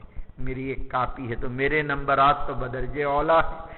اصل میں جنون تھا مجھے، اب تم کو کس طرح سمجھاؤں میں، کچھ سمجھانے کا تو کچھ سمجھ میں آتا نہیں۔ تم ایسے لگتے ہو جیسے وہ ایسے چھوکرے، سمجھ میں آیا، جیسے کوئی نابالغ 2 سال کے بچے کو کوئی تقریر کرے کہ جمع بیوی کے ساتھ ایسے ہوتا ہے، سمجھ میں آیا، تو وہ جیسے 2 سال کا بچہ نہیں سمجھتا ہے جمع، اس طرح میں جب آپ کو یہ باتیں بتاتا ہوں تو ایسا لگ رہا ہے کہ یہ معلوم نہیں میں کس کو کہہ رہا ہوں، سمجھ میں آیا۔ تم سنتے تو ہو ضرور، سمجھتے بھی ہو ضرور، لیکن یہ سمجھ میں نہیں آتا کہ تمہارا حال کیسا ہے، تمہارے چہرے جب دیکھتا ہوں سمجھ میں آیا۔ خیر نورانی چہرے ہیں، ایسے نہیں ہیں جیسے حضرت مولانا یونس صاحب ایک جگہ ابھی بخاری شریف پڑھانے چلے گئے، ایک مدرسے کے اندر ہم بھی تھے، گجرات میں، کہا کہ یہ دورے لوگ، یہ دورے والے ہیں۔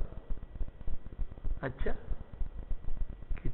کتنی ظلمت ہے ان کے چہروں کے اوپر، ذرا بھی نورانیت نہیں ہے، پتہ نہیں چلتا کہ بخاری کے طلبہ ہیں، ایسے گھسے پیٹے، پھر وہ میں ایسے گھسے پیٹے مدرسے میں لے آتے ہو۔ حضرت مولانا کا تو اپنا ایک خاص انداز ہے، سمجھ میں الحمدللہ آپ کا چہرہ تو ایسا نورانی ہے کہ یہ جو کراتا سکھانے والا آتا ہے وہ بار بار میرا شکریہ ادا کرتا ہے کہ آپ نے مجھے قبول کیا۔ ہم یہاں آتے ہیں تو ہمارا ایمان تازہ ہو جاتا ہے، ہماری روح خوش ہوتی ہے کہ یہاں سے جانے کا جی نہیں چاہتا۔ جو لوگ باہر سے آتے ہیں علماء بھی، وہ یہ کہتے ہیں یہاں دل بہت لگتا ہے۔ تو آپ کو معلوم ہونا چاہیے یہ دل کیوں لگتا ہے۔ دل 2 وجہ سے لگتا ہے۔ ایک وجہ تو یہاں ان کی جو پذیرائی ہوتی ہے، ان کی آؤ بھگت ہوتی ہے، ان کو اجنبی پنا محسوس نہیں ہوتا، اور دوسری وجہ یہ ہے قرآن مجید اور حدیث کے ہر وقت چرچے ہیں، اس کی وجہ سے آدمی کا جی لگتا ہے۔ اچھا، کسی کا جی کیوں نہ لگے، سمجھ میں آیا، جن کے دل میں عظمت نہیں ہوتی، محبت نہیں ہوتی، تنگ نظری ہوتی ہے، بدگمانی کی فضاؤں میں جو آدمی رہتا ہے، پھر اس کا جی نہیں لگتا۔ بعض لوگوں کا جی نہیں لگتا، اور بعض لوگوں کو دھکے مارتے ہیں تو کوئی جانے کو تیار نہیں ہوتا. ہم لوگ دھکے بھی مارتے ہیں لوگوں کو لیکن وہ جانے کو تیار نہیں ہوتے. مجھے بہت اچھا لگا اس نے جب یہ بات کہی. میں نے کہا پھر ایک کام کرو، اب آپ یہاں آئے ہو اتنے روحانی ماحول میں تو داڑھی رکھ لو. آپ ہم کو کراتے سکھاتے ہو، ہمارے پاس ایک چیز ہے بہت، میں نے کہا وہ آپ ہم سے سیکھ لو، قرآن شریف صحیح کرنا اور پڑھنا شروع کر دو. تو پھر ان کو اسی وقت بلا کر قرآن سکھانے کی ترتیب شروع کرا دی. سمجھ شریف میں آیا یہ ضروری ہے کہ آپ فقط مانگتے نہ رہیں، دینے کا مزاج بھی ہونا چاہیے. لام جیر لے نہ ہو، دال جیر دے بھی ہونا چاہیے. آج کل مولوی لام جیر لے میں زیادہ مانتا ہے، دال جیر دے کے اندر مولوی مانتا نہیں، اس لیے مولوی بدنام ہو گیا ہے. آیا سمجھ شریف میں مانگنے کا نہیں کسی سے، بے نیازی کے ساتھ رہنے. یہاں جو لوگ آتے ہیں فورین کے تو لوگ تو ان کو معلوم نہیں کیا کیا بتاتے ہیں. میں کل پرسوں ایک مہمان کو بتا رہا تھا مجھے ایک بھی نئے پیسے کا مادی فائدہ ان سے نہیں ہوا، لیکن وہ آدمی عالم تھا اور 300 علماء کو افطاری کراتا ہے. تو مجھے اس پر خوشی ہے، میں اس کے اخلاق سے بہت متاثر ہوں. تو لوگ کہہ رہے تھے یہاں مولوی اسماعیل نواب وغیرہ کہ ایسا کون سا بڑا آدمی آ گیا کہ مفتی صاحب خود دکھا رہے ہیں. تو کبھی پیسے والوں کو نہیں دکھاتے، وہ تو مدرس رہے جامعہ حسینیہ میں اور عالم آدمی تھے اور علماء کا وہ اکرام کرتے ہیں دبئی کی مسجد الغریر کے اندر. اس لیے میں نے اکرام کیا. میرے آدمی کو تو اس لیے زیادہ ضرورت نہیں پڑتی کہ میرے آدمی تو خود مشاق ہیں. مولانا احمد جاتے تھے پہلے، سمجھ میں آیا. اب قاری عبدالقیوم جاتے ہیں، خود ہی روابط ہے، ان کو ان کی زیادہ ضرورت نہیں پڑتی سوائے قیام تام کے. اس کے علاوہ ضرورت نہیں پڑتی. قیام تام بھی اس لیے کہ چونکہ ان کے ساتھ پرانا تعلق ہے. سمجھ میں آیا. تو مانگنے کا مزاج نہ ہونا چاہیے. یہ لوگ آتے ہیں تو بعض مرتبہ لوگ لے جاتے ہیں تعمیرات پر لے جاتے ہیں، کہتے ہیں دیکھو وہ اب تھوڑا یہ پلاسٹر رہ گیا ہے. سمجھ میں آیا. کسی کونے میں لے جاتے ہیں کہتے ہیں یہ جو بلڈنگ ہے تھوڑی ادھوری رہ گئی اور یہ اس کا چھجا باقی رہ گیا ہے. اس طرح لوگ بتاتے ہیں، تعمیرات بتاتے ہیں. یہ الگ بات ہے، اپنے لیے نہیں بتاتے، اللہ ہی کے لیے بتاتے ہیں. لیکن پہلے تعلیم بتانی چاہیے اور پھر دوسرے ضروریات بھی بتانی چاہیے. میں تو کیا کرتا ہوں، وہ جب جیب میں ہاتھ ڈالتے ہیں تو سمجھ جاتا. میں نے کہا یہ کیا کر رہے ہیں آپ تو مسافر ہیں، 4 رکعت کی بجائے 2 رکعت ہے. آپ پر قربانی واجب نہیں، آپ پر سفر میں زکوٰۃ واجب نہیں، اس کی ضرورت نہیں. پھر جب وہ یہ سوچیں کہ یہ تو بڑا استغنا کے ساتھ پیش آیا تو میں دفع دخل مقدر دوسرے جملے میں اس لیے نہیں لے رہا ہوں، ہنستے ہنستے کہتا ہوں کہ یہاں تو روپیز دو گے اور مجھے تو آپ سے پاؤنڈ اور ڈالر لینے ہیں. یہاں تو آپ سفر میں ہیں، وہاں آپ مقیم ہیں، وہاں ہم آپ سے ڈبل لے لیں گے، یہ کہہ کر تاکہ ان کو ناگواری بھی نہ ہو. تو مانگنے کا نہیں، مولوی کو بے نیاز رہنا چاہیے. سمجھ میں آیا. کوئی تقریر اتنے سالوں میں کبھی بھی جانا ہوا، کبھی دلالتاً اشارتاً یا ایھا الذین آمنوا انفقوا پڑھ کر بھی کہ یہ ایمان والو خرچ کرو، کبھی بھی تقریر نہیں کی، نہ زکوٰۃ پر کی، نہ صدقہ نافلہ پر کی.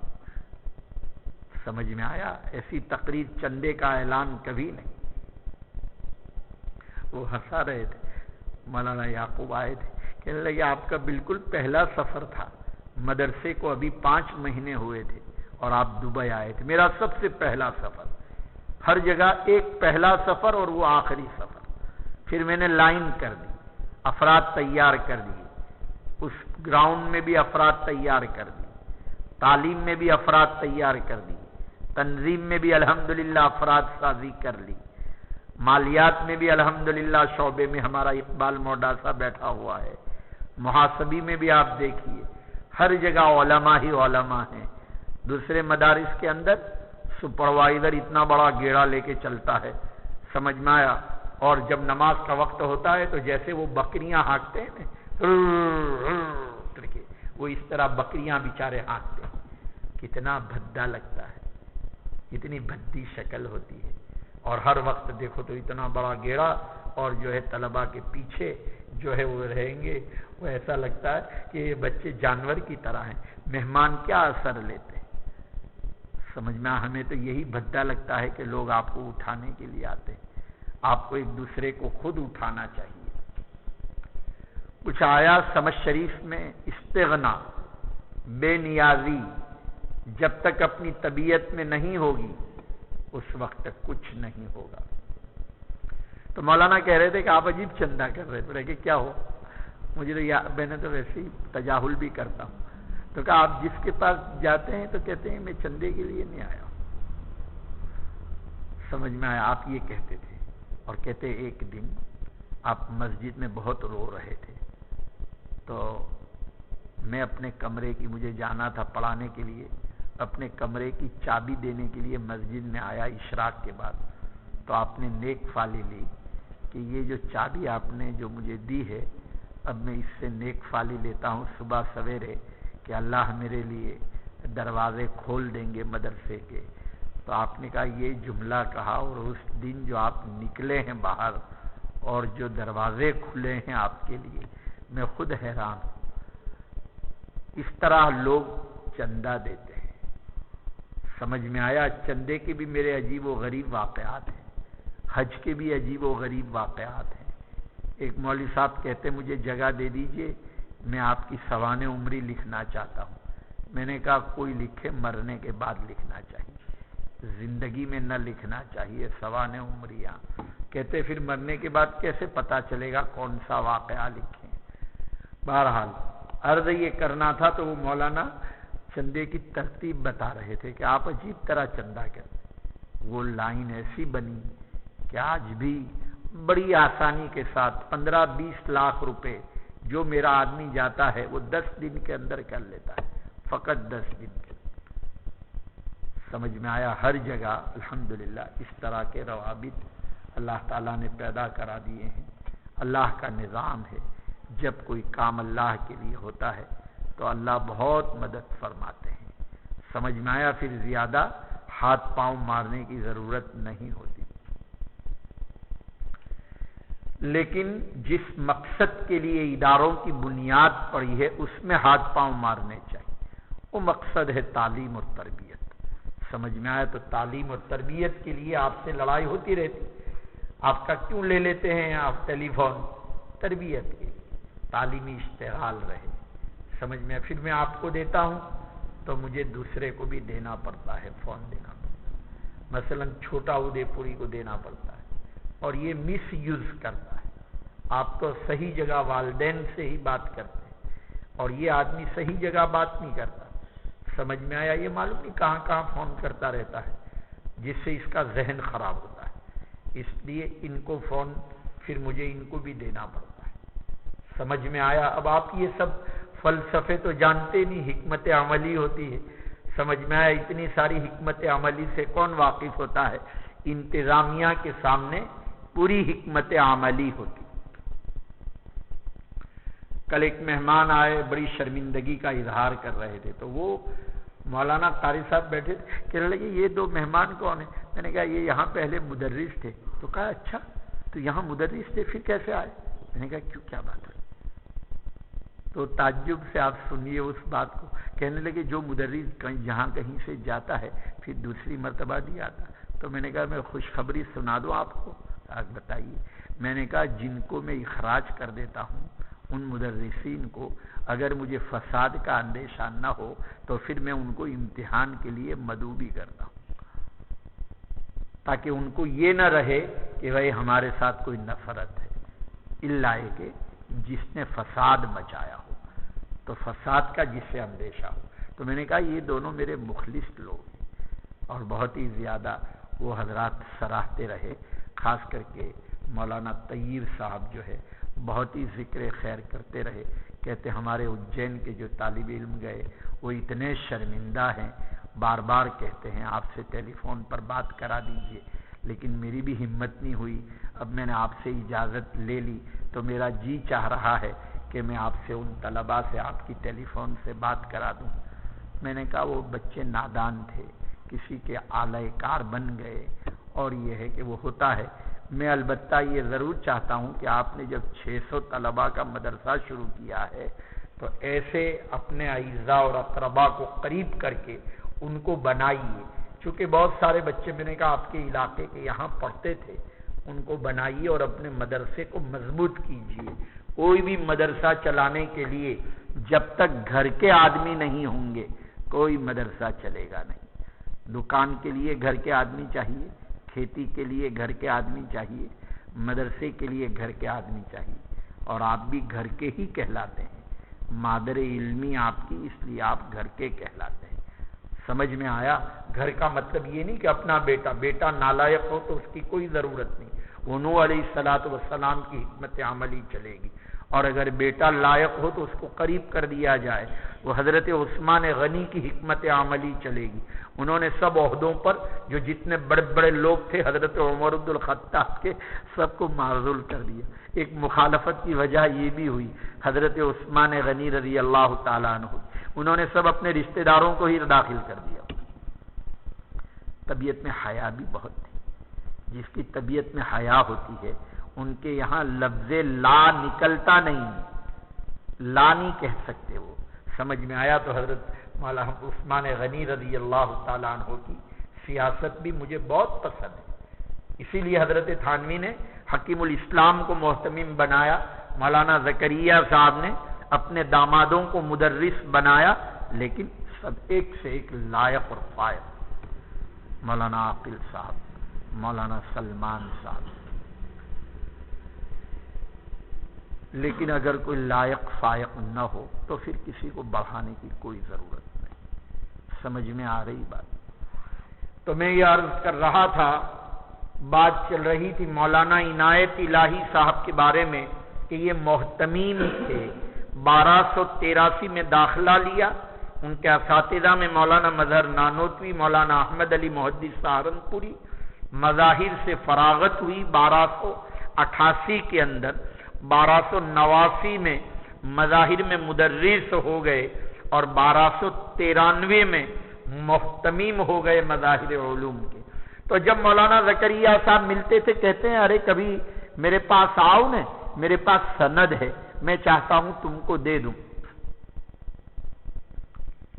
مولانا زکریا صاحب کہتے ہیں میں تو بھول جاتا تھا. ایک دن اتفاق سے ان کے محلے میں جا چڑھا. میں نے سوچا کہ مفتی عنایت احمد کا مکان یہاں ہے تو ذرا عیادت کر لوں. انہوں نے کہا ارے بیٹھو بیٹھو زکریا، وہ میں بہت دنوں سے چاہ رہا تھا. کہتے مجھے تو یاد نہیں تھا، بہت دنوں سے چاہ رہا تھا وہ سند تم کو دے دوں. اور وہ سند جو ہے آپ نے لائے جو مولانا احمد علی محدث سہارنپوری سے پڑھا تھا. تو وہاں زکریا صاحب کہنے لگے حضرت میں کیا کروں گا اس کو، ایک شکل ہے آپ مجھے دے دیجئے لیکن اپنی اجازت اور اپنی دستخط کر دیجئے. تو آپ نے اجازت دے دی اور دستخط فرما دی. اس اعتبار سے مولانا زکریا اس کے استاد ہے مفتی عنایت احمد، عنایت الہی. وہ کاکوری والے نہیں، علم الصیغہ والے مراد نہیں، وہ عنایت احمد ہے. حضرت مولانا مفتی عنایت الہی کی وفات 20 جمادی الثانیہ 1347 کے اندر ہوئی ہے. بات آپ سمجھ رہے ہوں گے. یہ میں نے گفتگو کہاں تک پہنچائی؟ مفتی عنایت الہی صاحب تک گویا یہ گفتگو پہنچ چکی ہے. ابھی تو وہی حصہ زیادہ چل رہا ہے. کون سا؟ کہ ہم نے یہ کتاب پڑھی یا مفتی عبدالعزیز صاحب سے یا مولانا یونس صاحب سے، یعنی وہی مشکات شریف، اور یا مولانا تو اپنے ہی اساتذہ کا ابھی ذکر چل رہا ہے. ابھی ہم لوگ شاہ عبدالعزیز، شاہ عبدالغنی، شاہ اسحاق صاحب تک ابھی پہنچے نہیں ہیں. کچھ سندوں میں کچھ اساتذہ جہاں تحویلات زیادہ ہے ان اساتذہ کو ذکر کیا.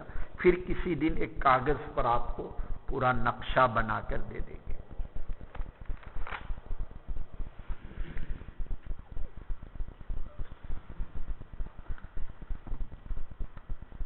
ارے کوئی گاڑی والے کو کہہ دو مجھے جانا ہے، حافظ ایوب کو بھی ذرا کہہ دو کہ آپ کو چلنا ہے۔